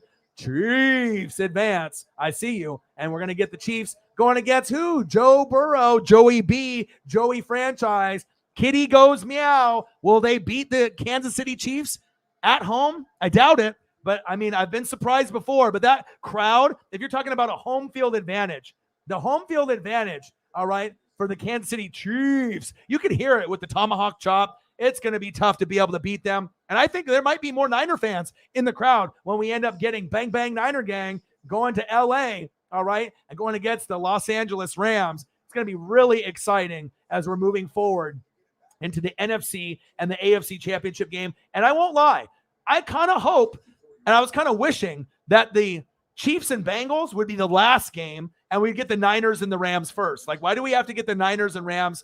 Why do I have to get that one last? I want the best for last. Give me the Bengals and Chiefs for the last game. But I guess it is what it is. I guess they're going to go AFC first, and then they're going to go NFC. But I appreciate you guys very much, all the love and the support. Let me scroll down here. There we go, baby. There we go. That's some support, baby. Bang! $50 Cyberpunk. We are never out of a game with Mahomes. Thank you so much. And like I said, I got a lot of goals and a lot of dreams and aspirations. You know what I mean? My mental health has not been good, but I'm always trying to keep pushing and grinding. And when you get support from the Chiefs fans, the Saints fans, the Eagles fans, the Broncos fans, God, you guys are fantastic. Thank you so much. I'm going to scroll up to the comments here really bit. All right. Let me see here. You're going to post some of the pictures on Twitter. I can't wait to see them. So was it louder than 142.2? I imagine it was. God, I mean, and you had like second row seats on the game before, and then obviously with this game you were further back, but I imagine it was crazy. But you could hear it on TV on how loud it was. Probably not over 142.2, upper 90. Yeah, it had to have been like 110 to 120 though. It was loud. How many heart attacks? 5. Man, I imagine it was fucking an amazing game, and they saved the best for last. So I guess I don't understand why they would change the overtime rules for the Bills when the Chiefs lost the same way in 2018 and they didn't change the rules. Exactly. If you remember, Tom Brady got the football with the Pats, right, after you guys tied it up, and then they drove down the field, right? And then if the Bills would have won the game, the Chiefs fans would be bitching. If the Chiefs won, the Bills fans and the media is bitching, all right? But I think that if you're going to have a field goal and a field goal, right, why not have a touchdown and a touchdown, right? And then, obviously that second team that scores, they can go for 2 if they'd like at that point. But I'm going to read you an interesting thing that I didn't know this early on. I knew that, thank you. A little bit late, but still time to join. Thank you. Holly Hundo always supporting me and, retweeting my posts and doing things like that. Thank you so much. It means a lot. You and Sarah Small are probably the best at it. When I'm doing posts on like Instagram or Twitter, I can always count on you guys to do a post and try to get some more people in the room and support me. Your guys' support is just undeniable, but I'm going to read this off to you, and it's going to go over some of these overtime rules and some of these things that a lot of people don't know. Okay. Let me go to this here really quickly. Oh, and obviously you probably already know as well. Shout out to Cyberpunk53 for the donation. Thank you so much. But Sinclair is cancer-free. Obviously, if you follow Grossi, just like I know Sarah Small, me, Holly Hundo as well, he did the post 7 hours ago. I sent him a DM, a direct message, and I said, congratulations. You know what I mean? I'll read off what I wrote to him. What did I write here? Let me see here. So I just said, congrats on Sinclair being cancer-free. Dogs are not just pets. They are family. Happy for you, Tom. And then he replied back to me, which is nice. I mean, he always replies back to me. But as much as I love Paisley and as much as he loves, dogs and his family with Sinclair, that's an amazing thing. So let me get that out there first and foremost. He rated the channel when the Bucs and the Rams, when I was getting my ass kicked. I actually went to go change jerseys. I took off my Derek Brooks jersey, put on the Josh Freeman jersey, took the hard hat off, put the beanie on, and they rated me, and I wasn't even in the chair. And people were messaging my phone, get in the chair, they're rating you. And then I got in the chair, and they decided not to leave. So at least they did 3 raids, and then they rated me, and, I got some donations in there, and got the views up. So that was very nice of Tom to be able to do that. They've rated me 2 or 3 times. But let's go over this stat line right here for the overtime, all right? Let's go over the stat with this overtime because, obviously, win, lose, or draw, what is an advantage? And this is from Ian Rappaport. Rap sheet, okay? So we're going to go over that real quickly. How much of an advantage is winning the coin toss in overtime, all right? Overtime context. The current overtime scoring rules, not sudden death unless the team that gets the ball first scores a TD, were implemented in 2010, the playoffs, and 2012 regular season. Under the current overtime rules, there have been 163 overtime games, including playoffs. Teams that won the overtime coin toss have a record of 86, 67, and 10. 86 wins, 67 losses, and 10 ties. In those games, they have won 52.8% of the time. So if you win the coin toss in the regular season, in the playoffs overall, it doesn't seem like it's that big of a deal, right? It's like 50-50. Like you can get the ball, but that doesn't mean necessarily you're going to go down there and score, right? And everyone's going to have their own opinions to things. But check this out. This is where it gets a little alarming. And then maybe the rule change does need to, happen because obviously the Chiefs have been on the bad end of it against the Patriots in 2018, where they didn't get the ball in overtime. Brady went down the field. They won. They didn't get a chance to match that score. And then they were pissed for, deservedly so. And now they got the good side of it where they ended up getting the touchdown with Kelsey and the Bills are pissed, right? Under the current overtime rules, there have been 11 overtime playoff games. Teams that have won the overtime coin toss have a record of what? What do you think the overtime record is? All right. Do you have any guesses, Holly? I'm not sure if you ended up seeing this particular post, but what do you think the record is for anyone that's in the room right now? Rebecca R. in the building. What to do? All right. But if anyone ends up having a guess by then, unless you were in here, Nate the Great and some of y'all, all right? Under the current overtime rules, there have been 11 overtime playoff games. Teams have won the overtime coin toss, have a record of 10-1. It's not 5-5 or 6-5 or 5-6, 10-1. The only team to lose was the Saints in 2018. All right, NFC Championship game against the Rams where they had that pass interference, kind of the bullshit call, like the worst, play call of all time where they should have called the PI and they didn't call it. All right. So that's a 90.9 percentage. All right. 10-1, right? 7 of those 10 teams scored the sudden death touchdown on the opening drive. So it shows you, it's like whoever's got the ball and the offense is firing off, just like Mahomes and Josh Allen. So if Josh Allen and the Bills would have won the toss, more than likely they would have went down and got a touchdown. Just the way that the flow of the game was going. Maybe Gabriel Davis with his 5th touchdown. So, I'm glad that the Chiefs got the dub and they were on top. But maybe that rule does need to change. If I don't know if you want to change it in regular season or overtime, or maybe just make it for overtime rules that you make that change and you don't do it in the regular season because you don't want games just go on forever and ever and ever. But again, if one team gets a touchdown, then it's over. If you get a field goal, you get a chance to match a field goal. But if you get a touchdown and the other team gets a touchdown, then they have a choice to go for 2 and be ballsy or not. And then you can kind of, keep going forward. So, I guess it just depends on how you feel about it with the format. Will the NFL change it? I'm not really too sure. But if they did it for just the playoffs, I think that people would think it's more fair. Because you guys have been on the shit end of the stick, and now you're on the top of the world. You know what I mean? So at another point, there's probably going to come a time where the Buccaneers are going to get screwed, or the Chiefs are going to get screwed, or another team's going to get screwed. So maybe make it for the playoffs that if someone scores a touchdown, that you have a chance to score. You know what I mean? Just to make it fair. If you're going to do field goal for field goal, why not do touchdown for touchdown?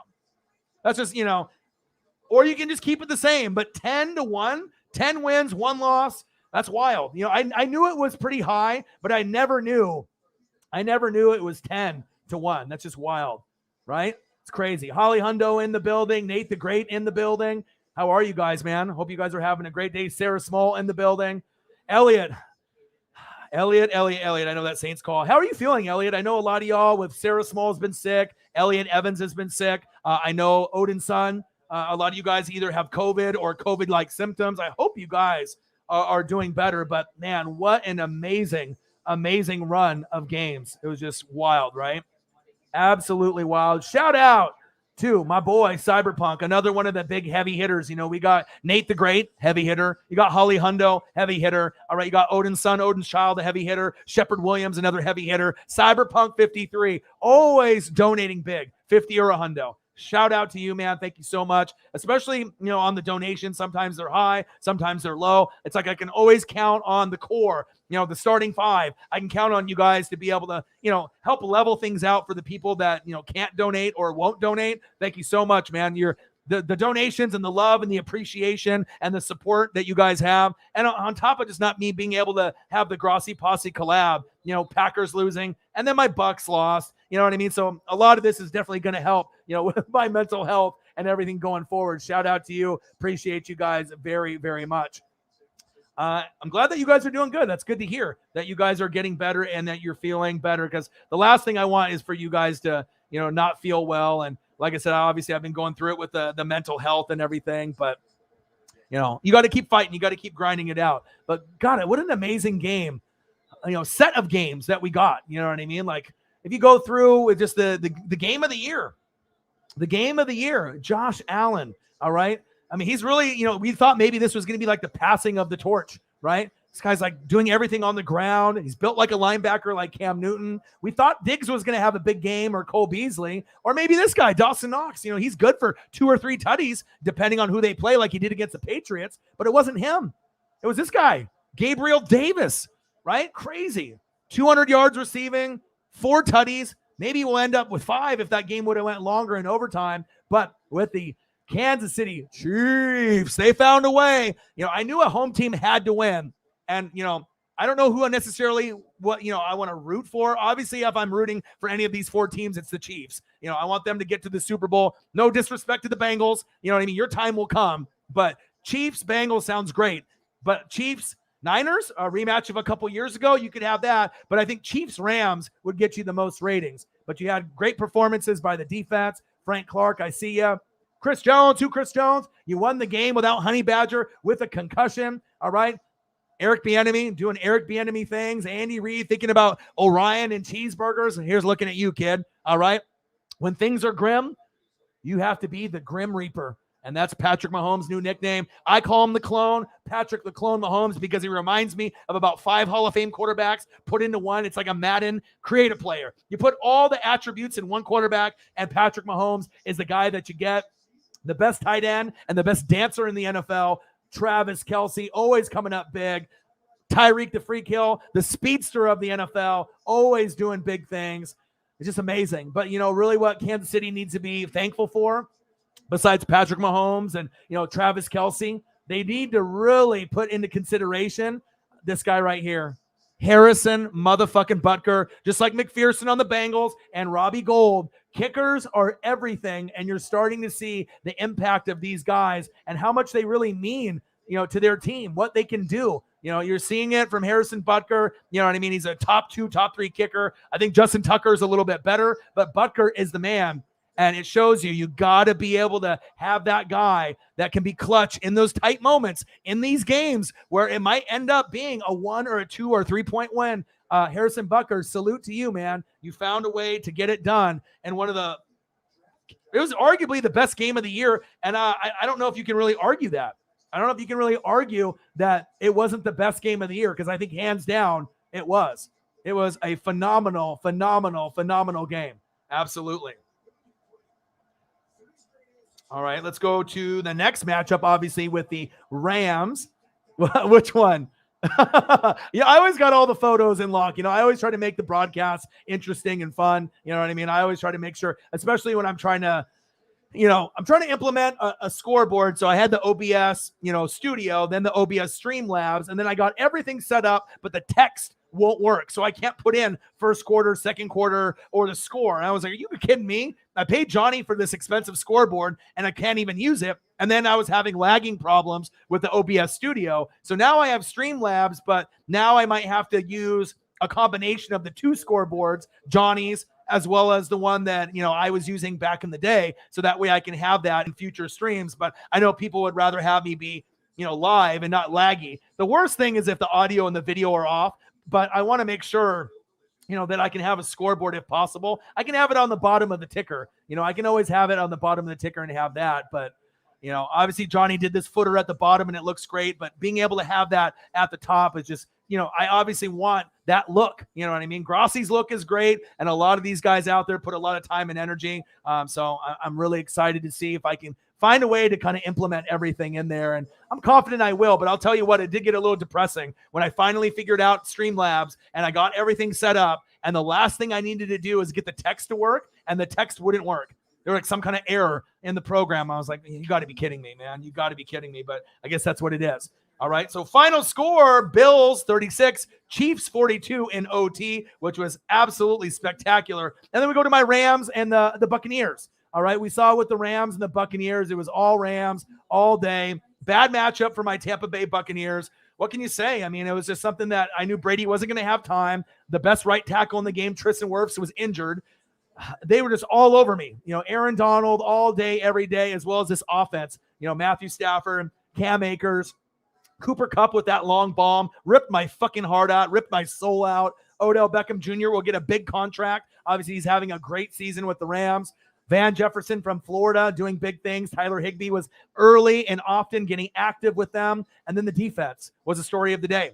Aaron Donald, Von Miller, Jalen Ramsey, the Ramley. I see you. And all I wanted was Bruce Arians to, have some kind of game plan with Todd Bowles, right? But it just wasn't enough. Brady played like shit. Leonard Fournette was injured. He came to play. Mike Evans came to play. Gronk didn't get in the end zone. He tried his best. But the defense really let me down. Defense wins championships. It's a favorite part of the team besides offensive line for me. Levante David, Devin White, Shaq Barrett, all the guys out there. I wanted you guys to try to just bring it. You're at home, but you fell short. You couldn't get it done. Definitely, it was a tough, pill to swallow, obviously, with, the Tampa Bay losing. But as we go through, the box scores, obviously, and I'll go through the Bills and the Chiefs here quickly, and then we'll go to, obviously, what we had with the Rams there. Josh Allen, 27 for 37, 4 TDs and no picks.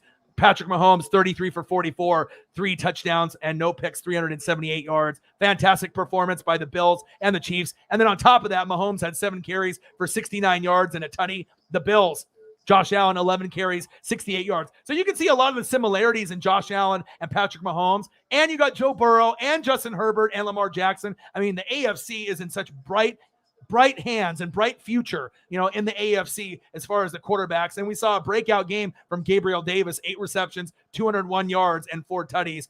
The best game that I've seen in such a long time. I can't even imagine being there in person. Rams 30, Buccaneers 27. It was brutal. You know what I mean? Just like what obviously with Grossi with the Packers, that was probably more brutal for him because I was down 27-3. We got it to 27-27, and then the rest is history. We just couldn't hold them that last play. 28 for 38 from Stafford, and that's no surprise. I mean, he's been really hot, and I couldn't get to him. I couldn't sack lunch him. All right, 28 for 38, 366 yards, 2 tutties and no picks. Hey, Cooper Kupp.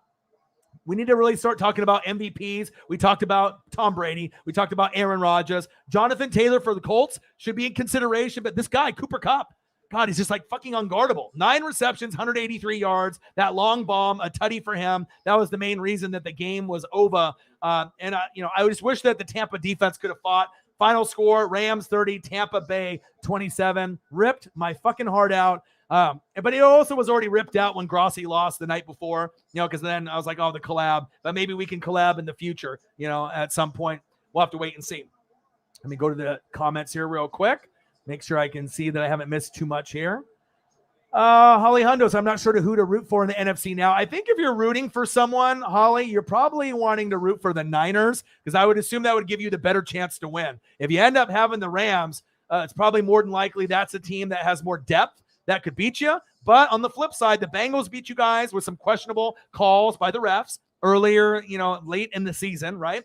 And on top of that, you've seen the 49ers beat the Rams twice. So can you beat a team 3 times in a row? Just like the Saints tried to beat Tampa Bay last year, they couldn't beat them that third time, but maybe the Niners can. But I'll tell you what, Kyle Shanahan and Sean McVay, the coaches of the Niners and the Rams, are two of the brightest minds in the NFL, and that's facts. Let's see here. Rebecca R's in the building. Chiefs gone Chief in the building. Chiefs-Rams is going to be obviously the most entertaining matchup, but that is big facts. The Grim Reaper. The Grim Reaper. Yeah, but I definitely am rooting for your guys' Chiefs kingdom to get there. So I was frustrated when he missed a field goal in the PAT, and he redeemed himself. He always does. Butker always will find a way to redeem himself. That's facts. Andy Reid, cheeseburgers, absolutely. People usually overlook the holder, but I got to give props to Tommy Townsend during the game-time field goal. Yeah, and his punting ability, too. I think a lot of people – I know you like kind of the obscure, off-the-wall guys like I do. And obviously with Townsend, him and his brother and whatnot. And, Tommy did a pretty good job throughout the game. That's big facts. Doesn't get the love for being like a placeholder. And that's a big key part of, with punting as well as holding the game-winning field goal. All right?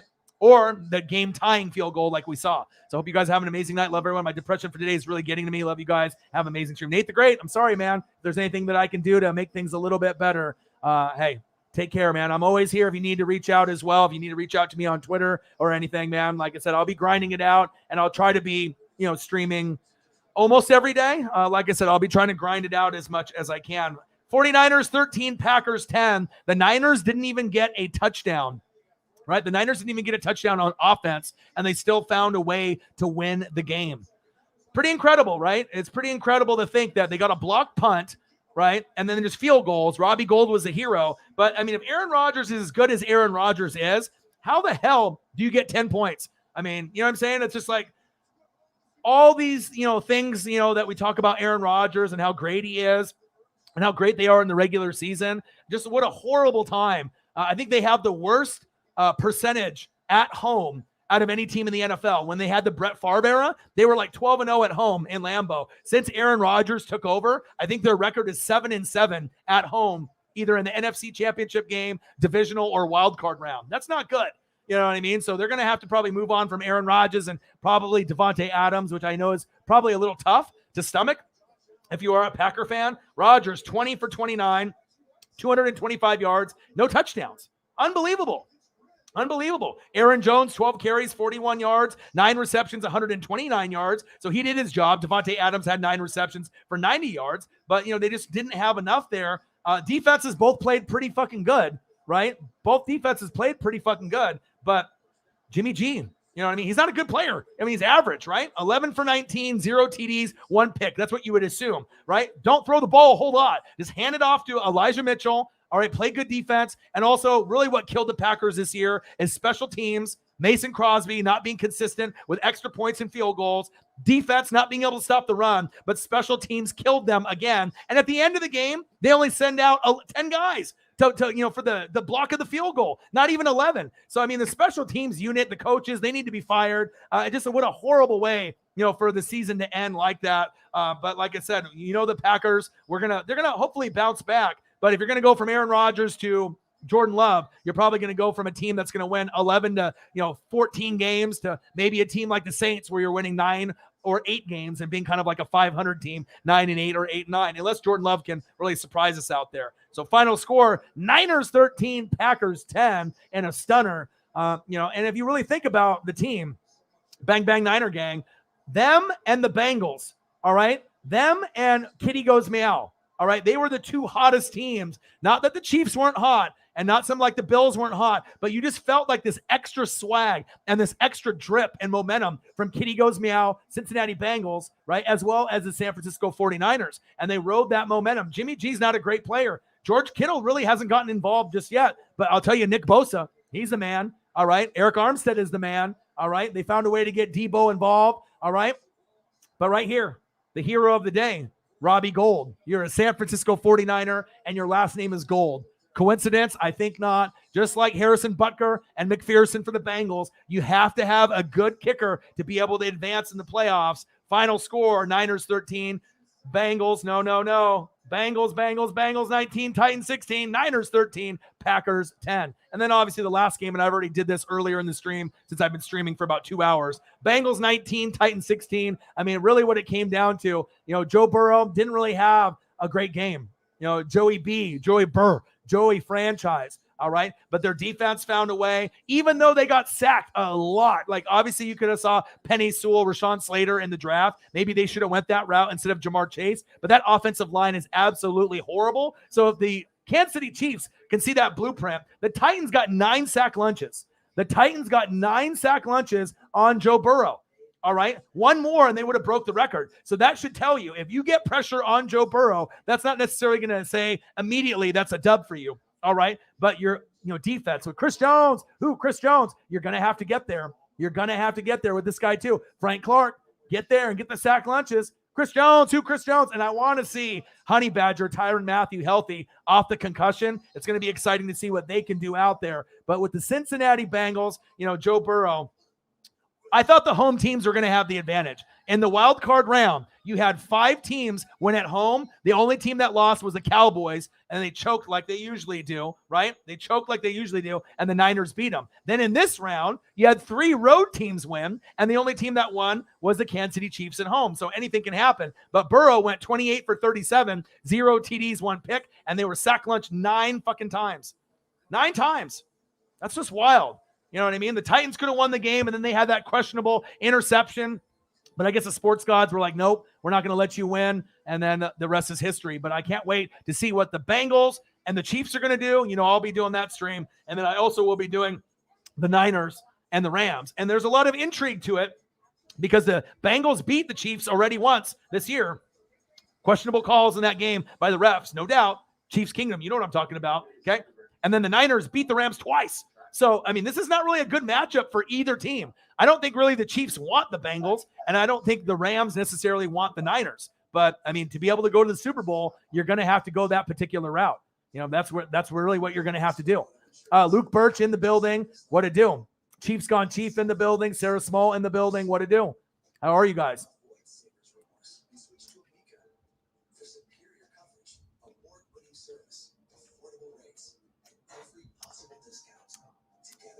Yeah, I like Townsend as well. You got to have a good punter, a good placeholder, all those, working pieces in the team. It's not just one person. It's not just like Brady. You know what I mean? You got to have that full roster, and it's all about being hot and healthy. And if you're not healthy, it's really hard to be able to get there, to the Super Bowl or the NFC, AFC championship game. And that's big facts. Yeah, but I can't wait to see some of these pictures that you guys have out there. I imagine it was just lit. I'm watching it right now. It's 26-21. If you're watching NFL Network, you can turn it on right now. It's on right now. They're showing the replay. 2 minutes left, 26-21. I'll probably actually just call the last part of this game. Just love watching Chiefs football. Chiefs and Bills is like the best football rivalry. I mean, it's so close. The Bills are going to end up, getting that passing of the torch, at some point. What's going to happen, right? What's going to happen. But at some point, when they end up getting a running back, a Josh Jacobs, or if they end up getting, a Jonathan Taylor, a Nick Chubb, but they haven't learned yet. 4th down and 13. Josh Allen, pump fake, flick of the wrist, wide open, touchdown, Gabriel Davis. With 1:54 left. Unfucking believable. I mean, the emotion of the crowd getting so hyped and then just going on an all-time low, up and down, up and down. It was just fucking wild and crazy, I imagine.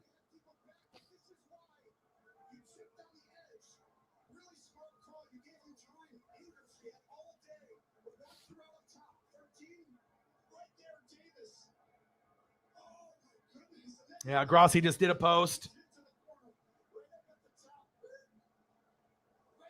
Congrats, Tom. I'm going to write to him. Yeah, it's for me too. It's for years no one listened. I mean, in his post here. And I feel like in the same boat. He finally, he finally got to the point, you know what I mean, where people watch. He said, for years, no one listened, no one watched. I watch everyone around me get more views, subs, and even new creators blow past me. I feel the same way. It's like, how the hell, like, when he rated me too, it's like, dude, I have over 20,000 subs, and then I have like 20 people watching. It's just wild to me. You know what I mean? Like, you know what I mean? I know it's not like a bunch of robots. You know what I mean? I grinded for years and years and years. You know what I mean? But obviously YouTube has got something against me, and they're not giving the notifications, because there's just no way in hell that I can have 20,000 people. You know what I mean? Unless some of them are robots. If they had some robots sub to my shit, I don't know what happened. All right. But it's fucking, it gets discouraging sometimes, So this month, it's been the best month of the channel. It's a result of 7 years of work, 6 of which when I was teaching full time. And obviously I've been grinding on this. This is my 10th year recording, 6 on YouTube. You know what I mean? And obviously he's way farther, way above me, but I'm hoping for my time. You know what I mean? I'm hoping for my time, because it's like I put in so much effort and energy, obviously with other jobs, film study, researching all 32 teams, coaches, doing college football, wrestling, MLB, NBA, all that. I put in my soul, my passion about everything. And I'm happy to have people like Tom and Holly Hundo and Johnny, my graphics guy and Tom's graphics guy, and great people like Sarah Small and Cyberpunk and all you guys in the building. It feels good, but it's just still wild to me that I can be at 20,000, and at the very minimum, I should have at least 100 people in the room at all times. You would think, 100 to 1,000, like somewhere in that general range, 100 to 1,000, depending on what I'm doing. All right. But to be sitting in most streams, without like a raid or without, something happening, sitting under like 30, almost at all times is just like, it gets a little heartbreaking. You know what I mean? But I know that I'm not going to give up. I'm going to keep grinding it out, and hopefully I can, beat their algorithm or their robots or whatever's going on, their porn bots or whatever they got. And hopefully I can break through. Now in the Rams and the Buccaneers during the raid and whatnot, we ended up having around, we peaked at, 200 to 300, but after all the people left in the raid, some people stayed, and we had about 50 to 60 people in there pretty much for the rest of the game from the second half on, which was great. But I know my time will come. So you remind me a lot of One Man Sports Fury. Yeah, I mean, like I said, they started around the same time. A lot of us started our Twitter accounts and our YouTube accounts around the same time. I opened a Twitter account around 2013. I did the YouTube. We started it in 2017, but I was recording, on like Facebook and other platforms, for years. I was doing that for 3-4 years. I think I started recording in like 2012 or 2013. 2017 was my first year. I gave myself a 10-year plan. So obviously this will be my 6th year on YouTube. So I still got, 4 more, I guess, on YouTube itself. But I'm already sitting at 10 years recording. You know what I mean? And I'm proud of where we're at right now, but I haven't been able to get the views or the growth. You know what I mean? Like all of a sudden they were pushing me a lot. And then once I started doing like live streams, you know what I mean? Then they just like cut me off. Like I'm not good enough, you know what I mean? And they just gave up on me, which is kind of sad, but I'm going to keep grinding it out. And, it's nice when as long as you have a positive mentality and you can keep grinding it out, that I know my day will come, but 2017 was a magical season. A lot of the Eagles fans still rock with me, but it still doesn't make any sense.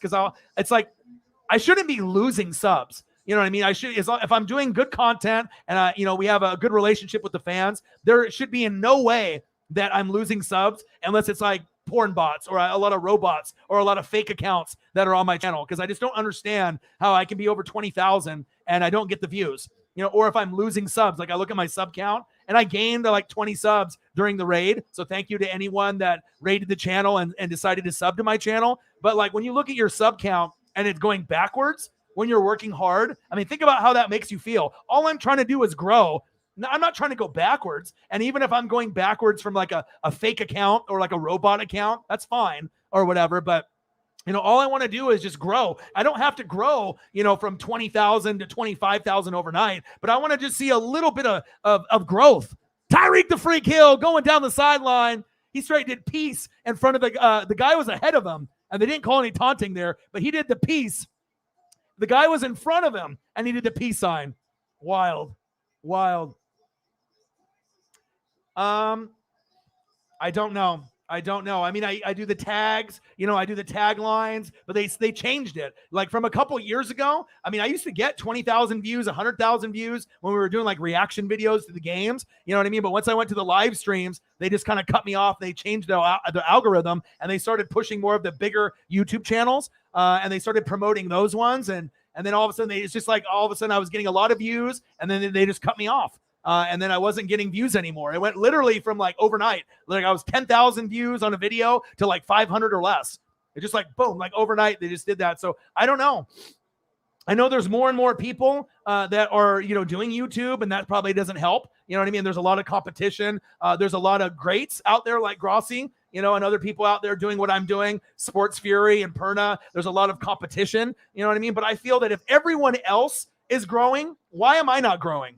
Do I have a shitty product? Do I not entertain? Am I not a good person? You know what I mean? Do I not give back to the fans? I mean, do we not have something great here? I want to be able to get NWSF and the Fanatic family out there. And it just seems like these last 2 years, there hasn't been a whole lot. I mean, I've got obviously, great donations and I've met some great people, but as far as like the views and the subs, I mean, it's been an absolute nightmare. You know what I mean? It's like, I shouldn't be going backwards in subs. And obviously I used to do the show, with a co-host. He quit, and I ended up losing 300 or 400 subs. And then Tom came in and raided and got me those subs back. You know what I mean? But it's just an everyday grind, but I try not to think about it too much. All I try to do is have a positive attitude, put out good content, do the great live play-by-play and reactions, original content, reaction videos, and just vibe with the fans. And I know hopefully my time will come, but after a year or 2 years, it's like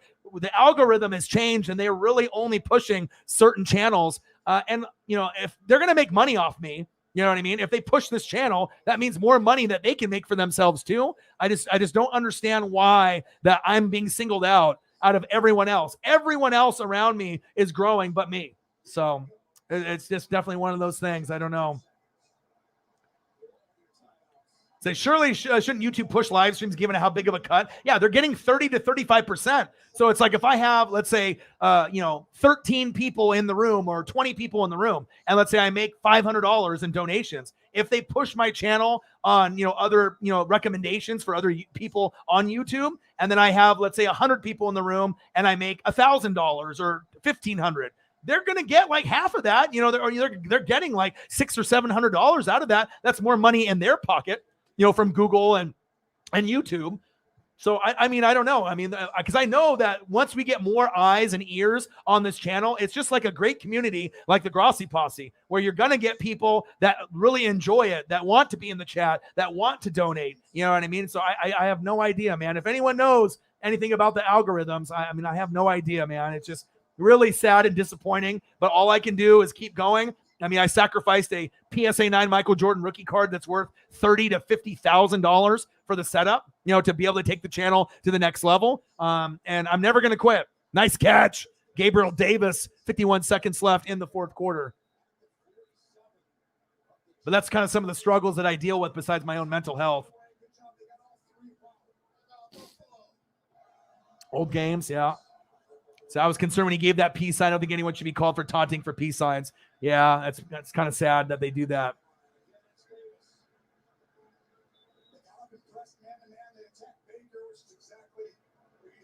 Matt Carter in the building. What to do?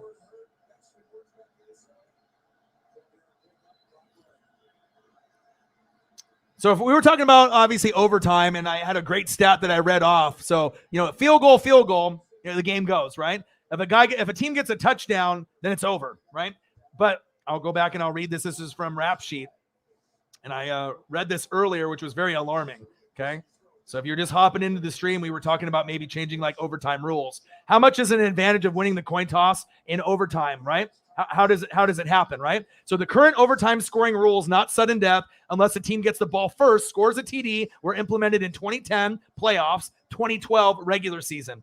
Under the current overtime rules, there have been 163 overtime games, including playoffs. Teams that have won the toss in OT have a record of 86, 67, and 10. 86 wins, 67 losses, and 10 ties. In those games won, 52% of the time, if you win the coin toss, you win.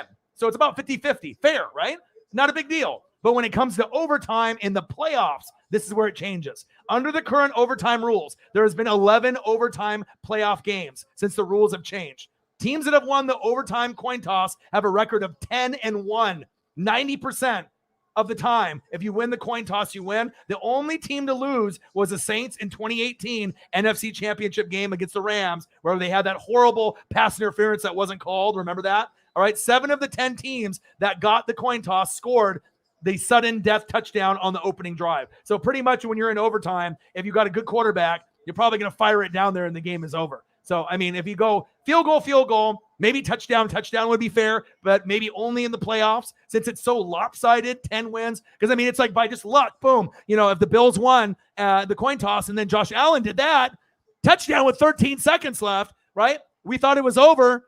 And then I thought after about 5 seconds after I saw Gabriel Davis score, I was like, man, is that enough time for Patrick Mahomes? And after I was like, it's over, passing the torch. And then I was like, no, wait. Because they don't have to get a touchdown. All they need to do is get a field goal. So it's different. They don't have to go 80 yards. All they need to do is go about 40 or 50. So I was like 13 seconds, 3 plays, find a way to get a field goal. And after I settled down, and I think a lot of the Chiefs fans settled down and looked at the score, you're not needing a touchdown, which it would have been too much, but a field goal, that's what was attainable. And then you ended up getting that, you know, with this amazing drive. So if you're watching NFL Network right now, turn it on and watch the ending here with me again. Extra point is up, and it's good. Patrick Mahomes got his team in field goal range, all right? He got him in field goal range. And Dak Prescott, they were doing the quarterback draw. That shows you.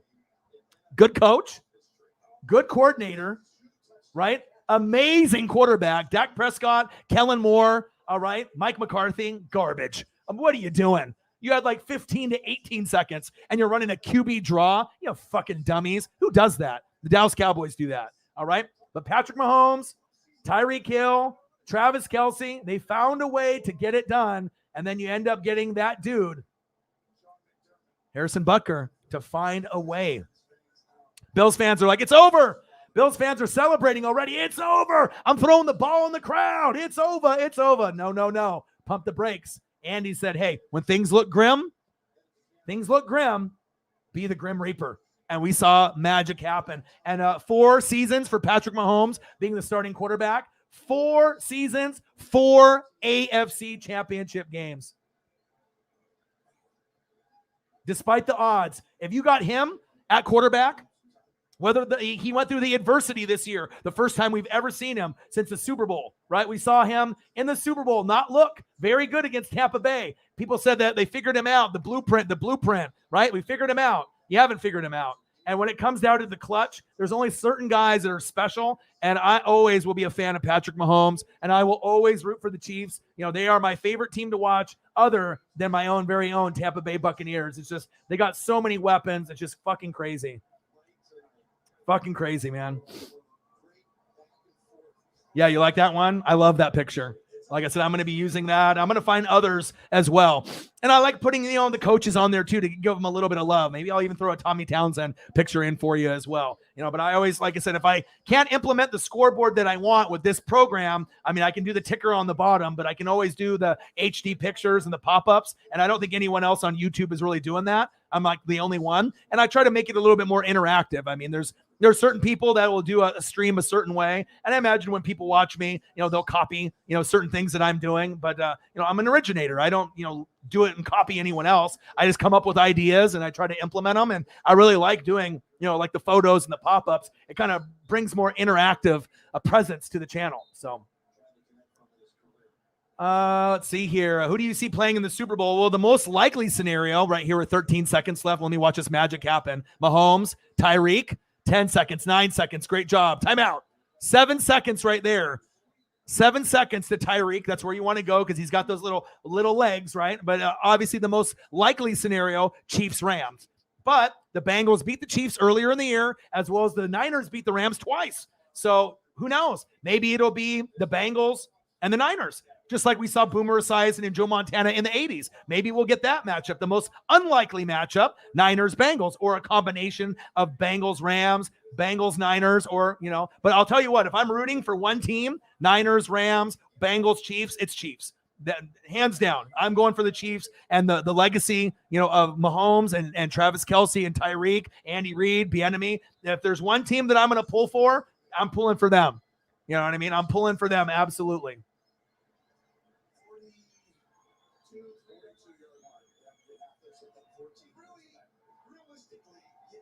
All right, let me watch this right here. First down and 10. It's on NFL Network if you want to turn it on and kind of remember the greatness. Holly Hundo was there at the game, which was fucking amazing. I'm going to go grab a beer. I was actually drinking an energy drink. I've been online for 2 hours. I'm going to really try to grind it out on the streams.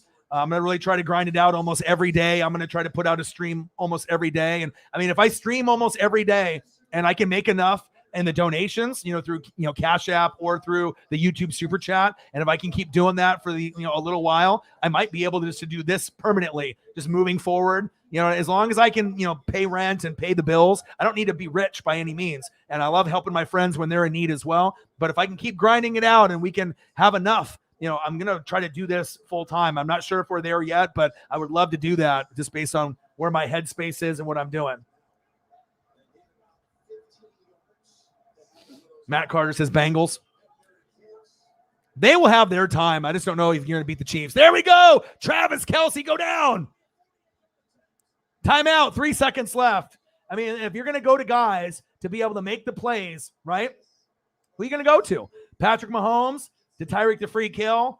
Patrick Mahomes, Travis Kelce. Patrick Mahomes, going to go get a cheeseburger with his boy, Andy Reid. What a picture. Here's looking at you, Orion. So you're not getting the subs. You're not getting the views. YouTube's hating on you. Don't worry. When things are grim, be the grim reaper, just like Patrick Mahomes. Okay, Andy, I will. I will not lose faith. I will not lose faith in YouTube. I will not lose faith in myself. All right, we will find a way. We will find a way. Eventually, things got to change. Harrison Butker, 49-yarder. This is not easy. This is not easy, okay? 3 seconds left. Kick is up. It's got the distance, and it's good. Let's go.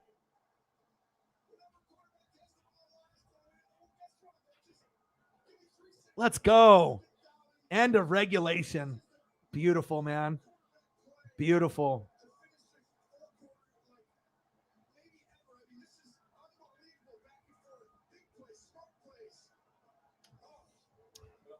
All right, I got to check up on the girlfriend and the daughter, and I may have to order some kind of pizza. I got to see if they're still here in the house. I'm going to go grab a beer, and then I'll be right back, and we can continue to watch the game, talk sports. I'm not going anywhere. Besides right now.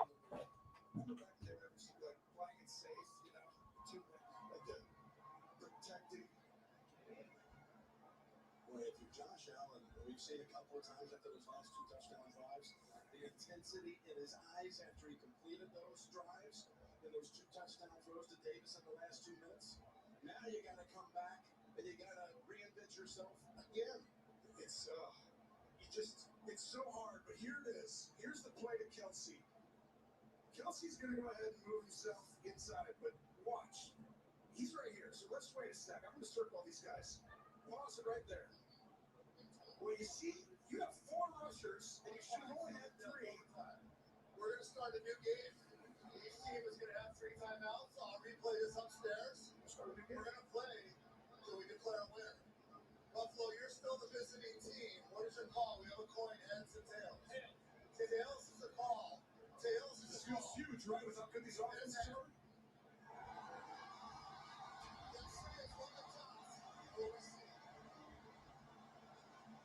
This is Antonelli's Tea Shop, and we're the Antonellis. We chose our new Smart Cash Plus card from Capital One because we earn unlimited 2% cash back on every purchase. And with no preset spending limit, our purchasing power adapts to our business needs. What's in your wallet? Old Trapper Beefs. Last bag.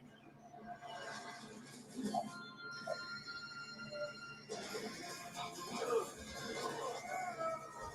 know there's plenty for both of you. Old Trapper. What's your beef? We love our new home. Lots of windows, great light.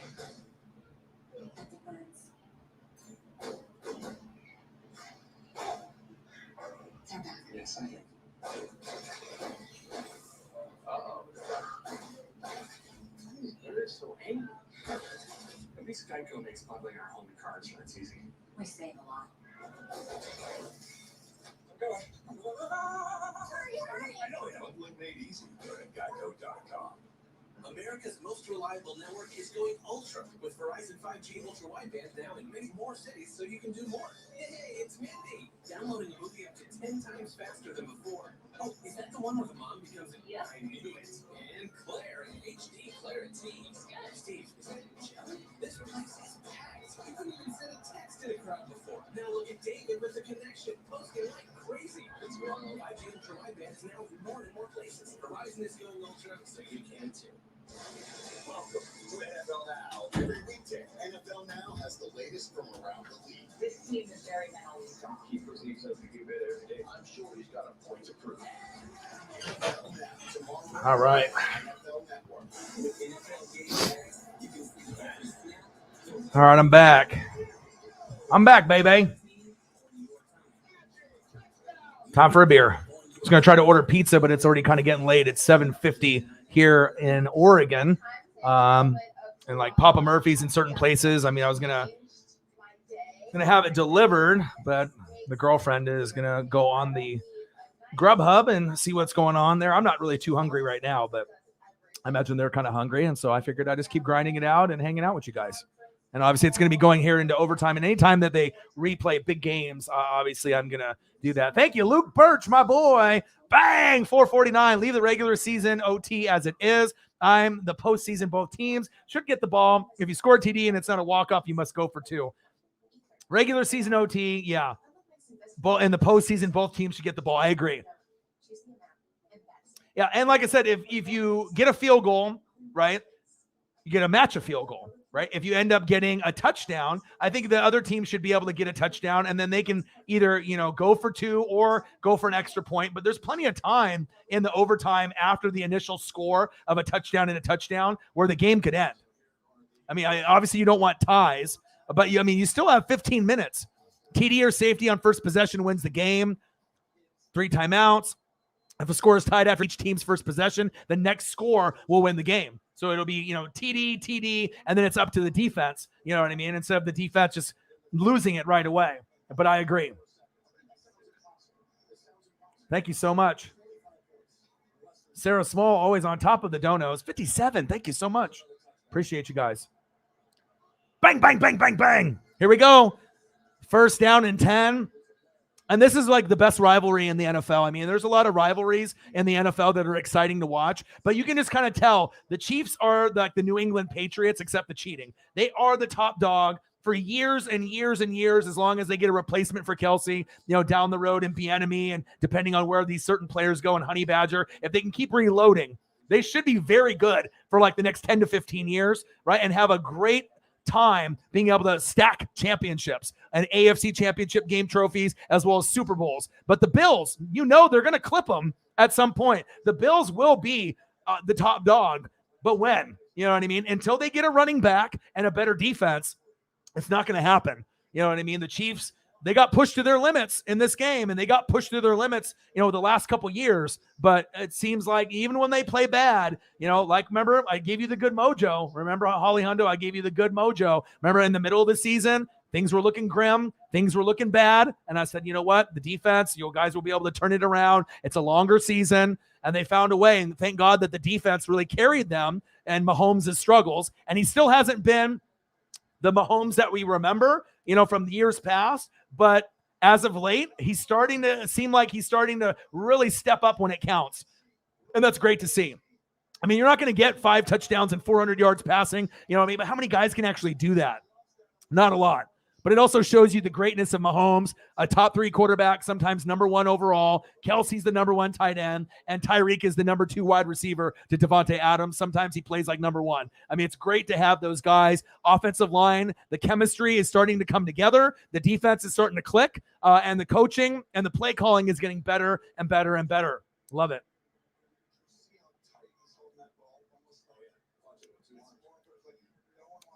A lot of people hopped off the bandwagon. You remember? A lot of people were like, oh, they're done.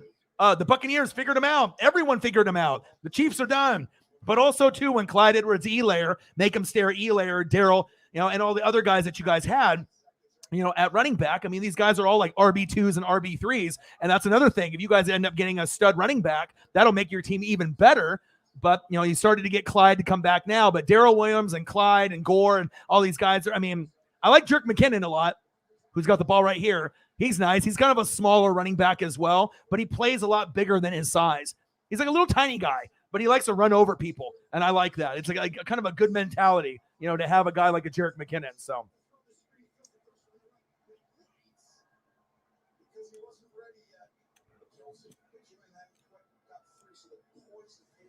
Always got to believe. You always got to believe. All right, 1st down and 10. Got the replay on. NFL Network, 36-36 all, 12 minutes to go. Holly Hundo was at the game, so she didn't get to see me call the game. Mahomes, play action fake. Tyreek evades the tackle. God, he's so slippery, isn't he? He's like the most slippery player in the NFL. Like, you can get a hand on him. You can start slapping at him. You try to headlock him. No matter what, he just, slips right off. His arms and his feet, they're always moving 1,000 miles per hour.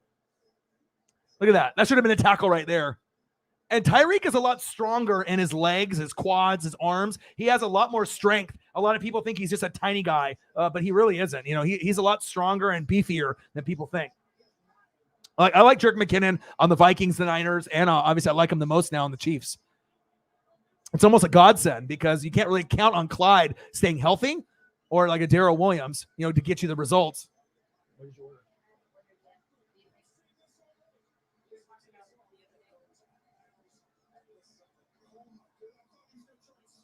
Yeah, go ahead and order it. Once you get everything in there, just order it, and then give me my phone back when you're done.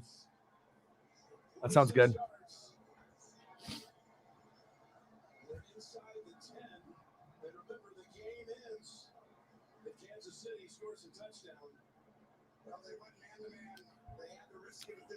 Mecole Hardman, he's a stud. All right, here we go. 544 yards to 422. It's tied up 36-36. 1st down and goal. Shotgun set by Mahomes. Pressure coming. Pump fake. Floater. Back of the end zone. Touchdown. Travis Kelce. And it's over. OVA. Not OVO like Drake, but OVA. It's over. It's over. Oh, my. What are you thinking right there? There's Holly Hundo in the crowd. I see her. No, I don't see her, but I mean, there's all kinds of Chiefs fans in there. Oh. So that's what you do. When things get grim, you be the Grim Reaper. And who's got more chemistry right now besides Mahomes and Travis Kelce? I don't think any combo is better than that. That's got to be like the best combo. I mean, I know Mahomes to Tyreek the Freak Hill is a great combo, but this one is a little bit more reliable. Mahomes to Travis Kelce. Look at the ball placement. Look at the spiral. It's easy peasy lemon squeezy. Kelce is so good. Unbelievable. Sarah's boo for the win.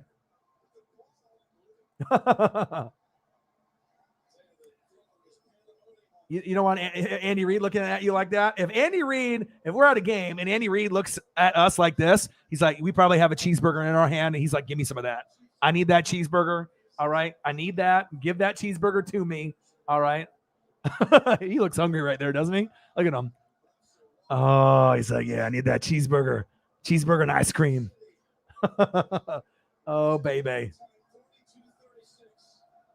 Chiefs Kingdom. Huge win. Incredible. I can't imagine the level of emotions. I mean, just, the heartache after that touchdown pass by Allen to Gabriel Davis. 13 seconds. 13 seconds. It's normally over. I mean, it doesn't matter, who's out there, right? It doesn't matter who's out there. But apparently it does matter. You know what I mean? If you have enough time, you can find a way to get it done. Look at the Bills players. They're like, are you fucking kidding me? We only had 13 seconds. 13. I mean, you couldn't even get Dak to even get it close to the end zone, let alone field goal range with like 18 seconds. But they had Tyreek, which the Cowboys don't have. They had Kelce. They had, good clock management. And then they have Butker. They found a way to get it done. And, sometimes it's like you can't underestimate the heart of a champion and the players that they got. They've been there before, been there, done that. It's just an amazing thing to watch. For a fan like myself that's been watching football, since 1985, I'll tell you, I've seen, Montana, I've seen Elway, I've seen Dan Marino, I've seen Aikman, I've seen all these greats. And Mahomes is just something else. I mean, like I said, I know there's Tom Brady and Peyton Manning and a lot of these guys, Drew Brees, certain guys that, get the love. But Mahomes has a chance, depending on what they can do in Kansas City long term, to get close to Tom Brady. I really do think like it might not be, Super Bowl for Super Bowl and all the yards and the accolades. But if Mahomes can stay healthy for like 20 years, and play for a long time, and not get injured, you know what I mean? He's got the skill set and the talent to go to like Mount Rushmore and at the end of his career be known as one of the greatest of all time. I mean, already right now, we already know how great Tyreek and Kelsey are, right? And Mahomes. But, I mean, depending on how many championships that they can stack, I mean, it could be crazy. Yeah, that's how it goes. Like when I go to Duck games, I mean, you're always doing the high-fiving and the hugging, especially like when you're vibing, everyone is there, cheering everyone on. Man. I imagine you had a fucking great time. Mahomes, Allen, Herbert, Burrow, and Lamar Jackson. Let's not forget about him. Supposedly AB now wants to ruin that team. He's like, I saw an interview. He's like, I want to play with Lamar Jackson. Because obviously Hollywood Brown, his cousin, was there on that team. So I guess he wants to ruin that team. So we'll see if AB ends up being a part of the Ravens and he can dismantle that fucking roster. So.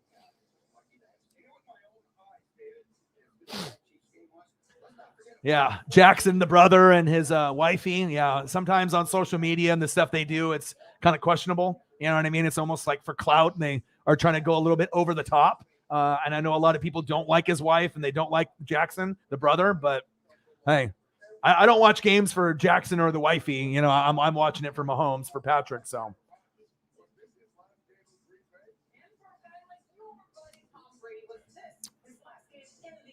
NFL Network. I have Good Morning Football recorded from this morning.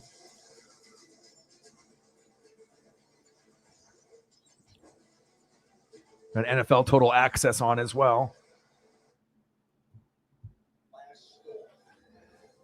You did? That's awesome. Now the mom seems pretty low key. I've seen some, interviews and some things from her. She seems pretty like low key, legit. Obviously, always going to be supporting her son, but that's awesome. She's like talking to me like, I imagine she gets along with, everybody, you know what I mean? But that's awesome.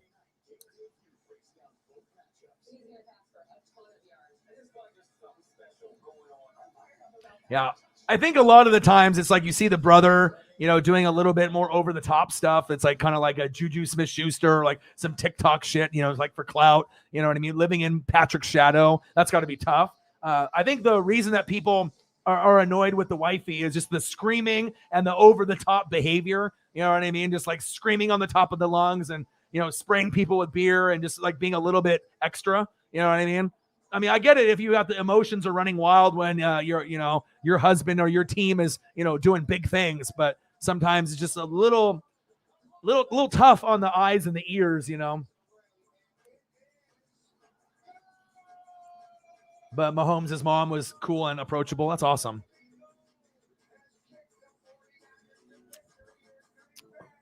'49ers. Robbie Gould and Jimmy G were like, fuck the Packers at the end. I saw that video. Matthew Stafford's like, I love ripping the soul out of fucking Tampa Bay and Tom. Travis Kelce, ripping the soul out of Buffalo. I'm watching Good Morning Football. I have it recorded from this morning.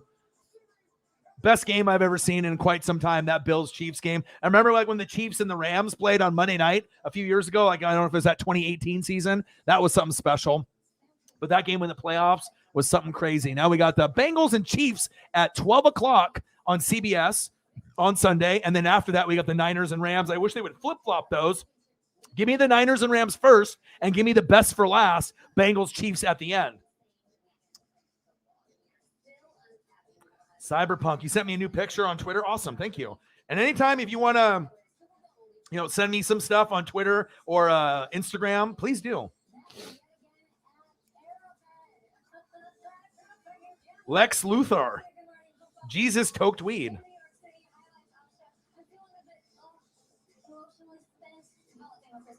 The best weekend ever. I mean, that's our product. That's the NFL. That's the best we got to offer. Amazing, amazing. You're saying it was the best weekend of football. I've been doing this a while. It's the best that I've seen as far as the consistency. We go off Saturday, the early game. Oh, nice. Amazing. Yeah, I've seen a couple of those that they have.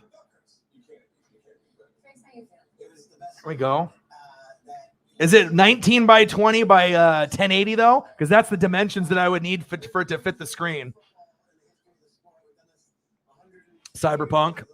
I need it to be 1920 by 1080. So I mean, if I can find that picture, you know what I mean? Because if it's not those dimensions, it's not going to fit in the screen completely. But I'll look for that particular photo if I can find it, and I can end up putting that in the stream. So, but thank you, I appreciate it.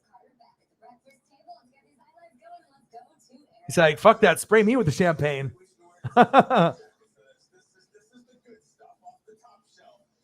Oh, here we go. Now Good Morning Football is going over here. Patrick Mahomes. Never doubt this guy. I mean, I get sick and tired of people always, always doubting Mahomes. And they didn't have Mitchell Schwartz. They didn't have Eric Fisher. You got other guys in there. Orlando Brown from the Ravens, Joe Tooney. But the guy's Creed Humphrey. That's the guy. You got all these other guys that are in there, but it's really starting to come together. And I'm excited for Kansas City. I mean, if I can't live with a touchdown with Brady and the Bucs, I can live vicariously through, Holly Hundo and the rest of the people, Cyberpunk, Odin's son. I can live through you guys, and I can give you guys some good juju, some good sports juju as we root for the Chiefs. Mahomes. Isn't that amazing, though? 13 seconds. 13. Cowboys could have fucking 13 minutes, and they can't even get in the goddamn end zone. 13 seconds. And after giving up a big touchdown like that, some people would have just been like, it's over. Not Mahomes and not Andy Reid. Yeah. I mean, I guess some people are drunk and they probably didn't really care. You know what I mean?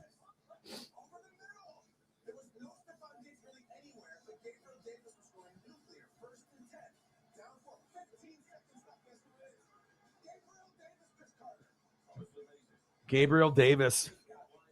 It's crazy.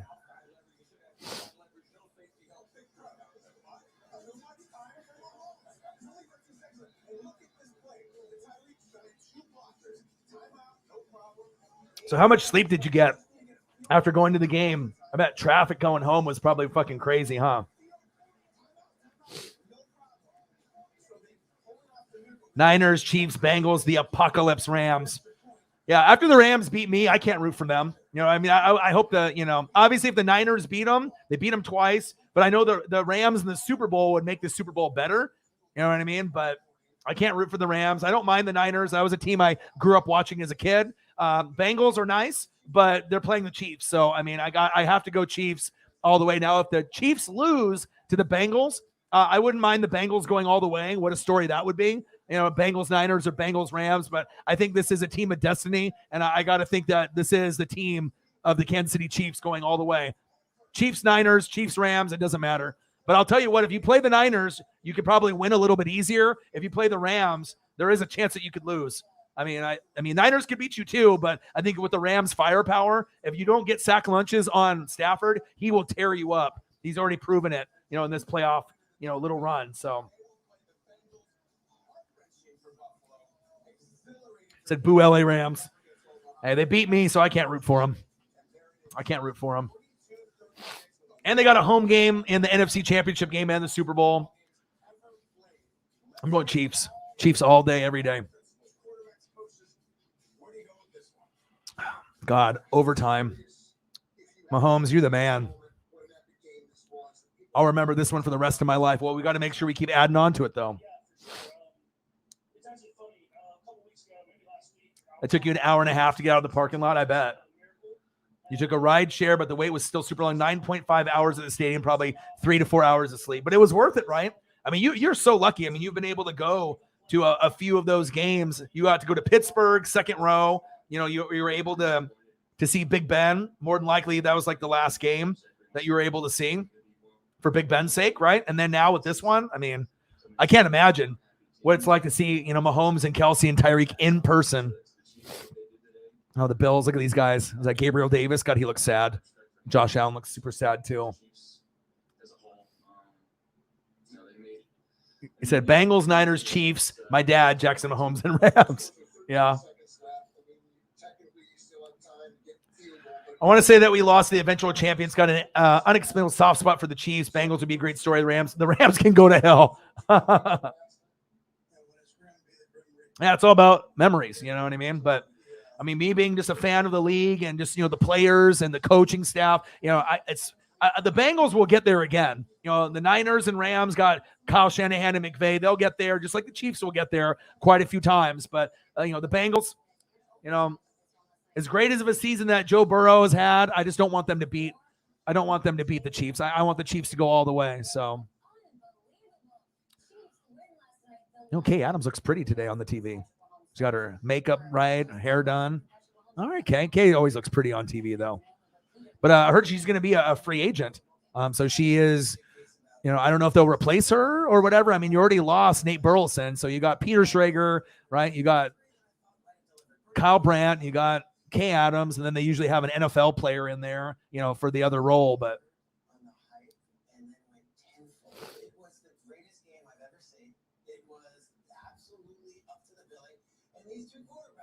so I took my dad, whose health is going downhill.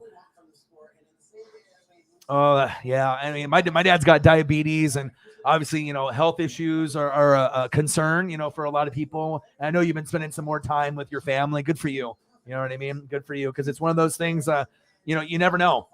You never know how much time you're going to have with your loved ones or pets or friends. So you want to be able to spend time. That's awesome. Yeah, I want to be able to take my dad to a Dodger game before it's too late. You know what I mean? I don't know how much time I'm going to have left with him as well. And I'm hoping that, I can take him to watch the Dodgers play, in Dodger Stadium. Like we've seen them in Seattle, and I've gotten a foul ball when I was with my dad too, which was pretty amazing. Like I had a feeling that I was going to get one, and I did. I almost got 2 in 2 days with my dad when the Dodgers came to play. Kike Hernandez, foul ball, first inning. And then I was in the third seat in, and then the other 2 guys that were wrestling with me were in the front row on the aisle, and I ended up getting the baseball, and a guy charged me from behind. I had bloody knees. He tried to knock the ball out of my hands, and I ended up having bloody knees for the whole game, but I got the souvenir, and it was an amazing memory to share with my dad. It was awesome.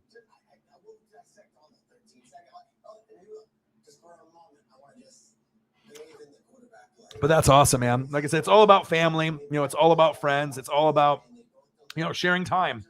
It's all about sharing time with each other. You know what I mean? And being able to make the most out of the memories that you have. That's big facts. So they got Chris Carter here in the building. Chris Carter, one of the most underrated wide receivers of all time. Never really gets all the credit that he deserves.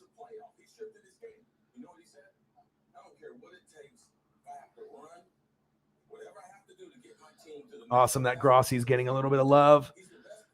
I just hope my time is, I hope my time is coming. And like I said, I've already worked really hard. I've already put out, 1,200 plus videos since 2017, 100,000 hours of blood, sweat, and tears. You know what I mean? I'm at 3.5 million views, but I mean, that's nowhere near where I'm satisfied, And it's like with a lot of the views, I'm not getting big views. I mean, the first 2 years, of the channel were really big views. And then they started to decline the next 2. And the last 2, last year and this year, it's been absolutely horrible with the subs and the views, but I have faith.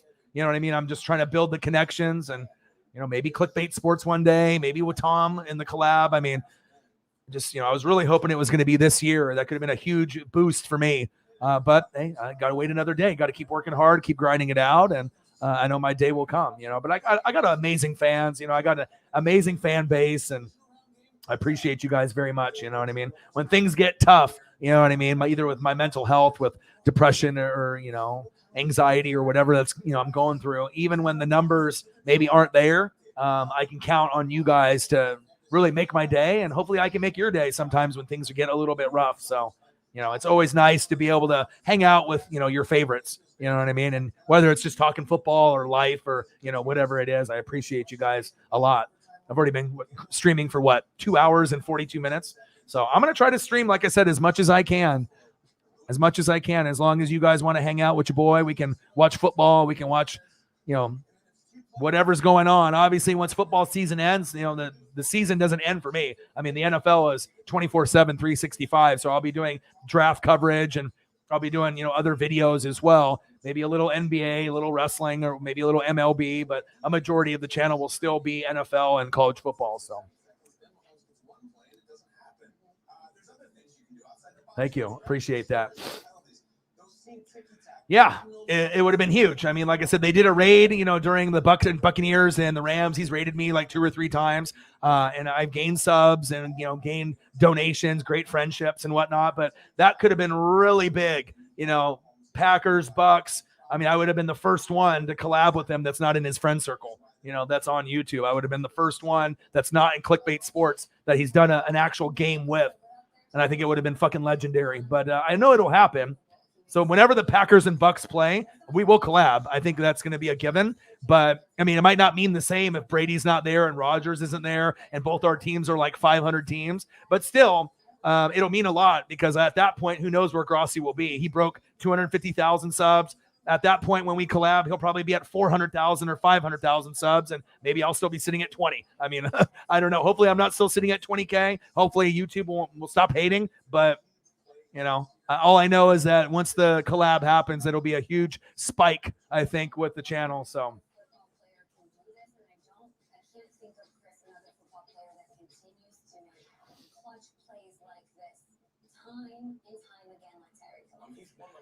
Yeah, I don't know. I don't know what it is. Yeah, there is a lot of QBs that are coming out.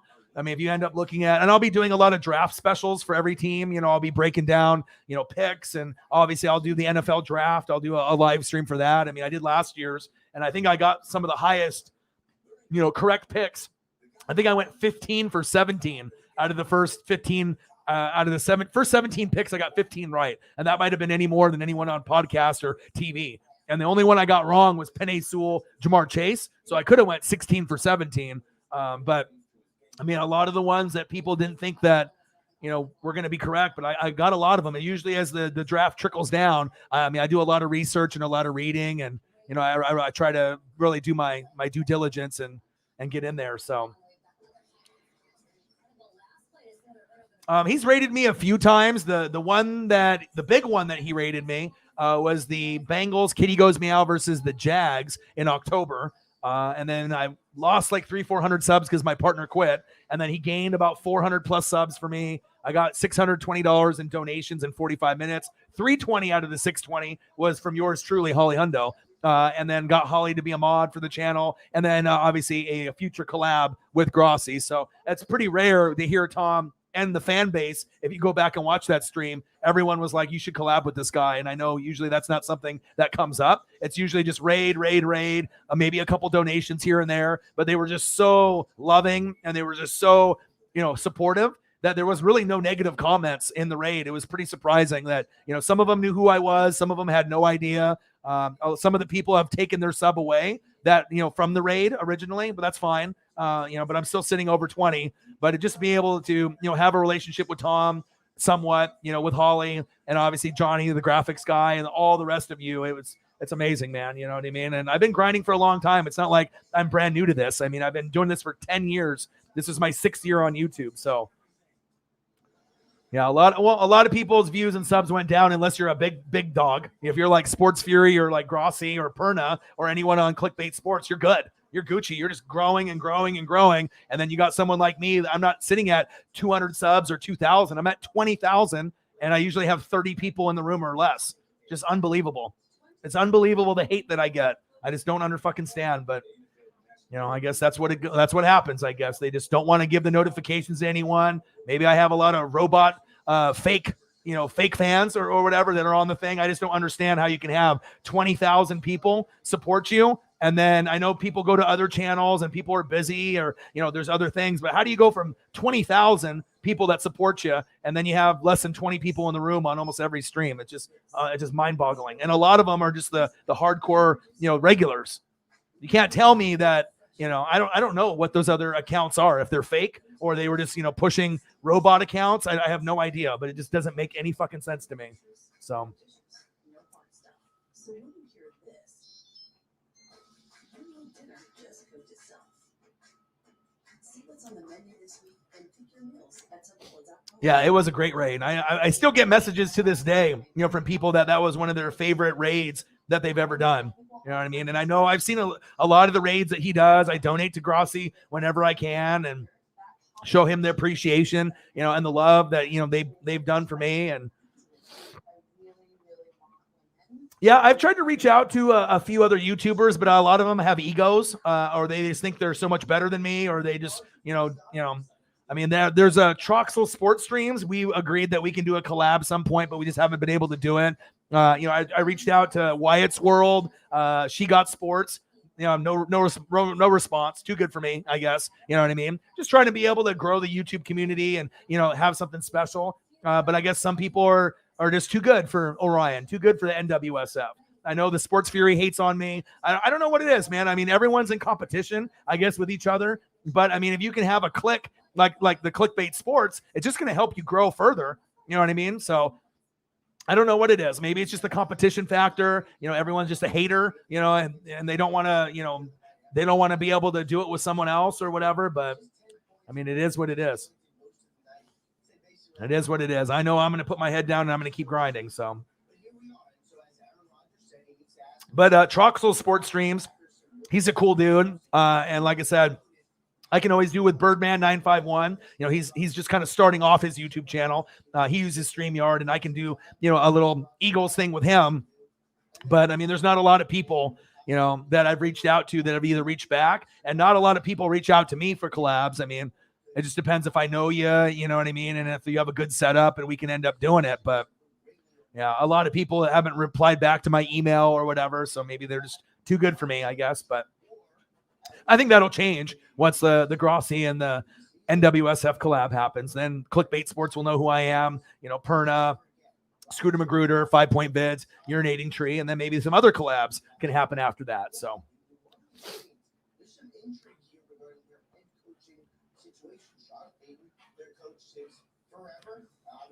Yeah, I mean, I just tried. I mean, he just does those videos where it's like, it's like kind of like Scooter Magruder, it's like, a different, like, talking. It's like, you're talking to yourself, but it's like different camera angles, like kind of like a little skit type thing. I would rather work with someone, that's actually doing the games. And I reached out to She Got Sports. I know that Tom has rated her, you know what I mean? And no response. So, but I don't know, maybe one day, I think that would be kind of a good collab, that we could do. I know she's a Giants fan, and I wouldn't mind working with someone like her. So, but I know there's a lot of people that hate on your boy, but all I can do is, do my best and keep working hard. So.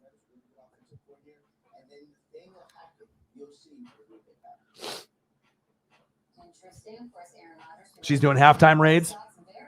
I mean, if I had enough people coming to my channel, I would do raids on other channels, but I don't have enough people in the fucking room to do it. You know what I mean? If I had enough people, that I wouldn't mind doing it, but it's like, I'm having a hard time having enough people to hang out with me, let alone being able to raid someone else. So, but I'm going to keep grinding it out. I'm going to keep hustling.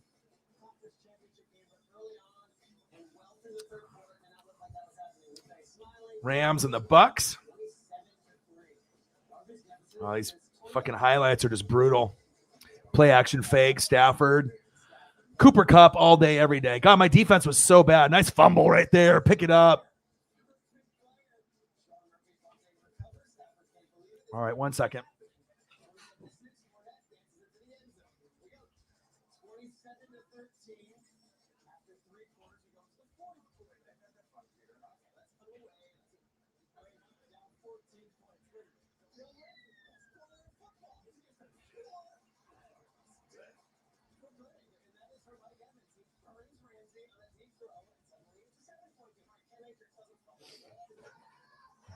All right, I got KFC here, so it's going to be time to eat and just hang out. I've been streaming for almost 3 hours.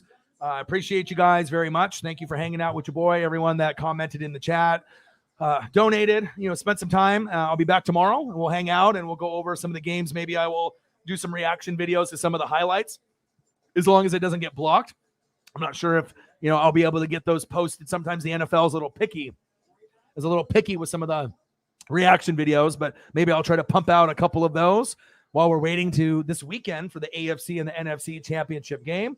I love you guys. I appreciate you guys very, very much. Make sure you guys subscribe to the channel. Smash that like button either now or on your way out. Donate to your boy if you can. Cash App, $ORION NWSF on the YouTube Super Chat here as well. And if you're looking for merch, Northwest Sports Fanatic merch, link is below every video on the YouTube page. Follow me, Facebook, YouTube, Twitter, Instagram at NW Sports Fanatics. Have a great rest of your night. I'm going to eat some chicken and mashed potatoes and whatnot, watch a little bit more football, and I will be back tomorrow with another stream. Then I got one question for you. Who you know talk sports like us? Your boy Ryan, Northwest Sports Fanatics.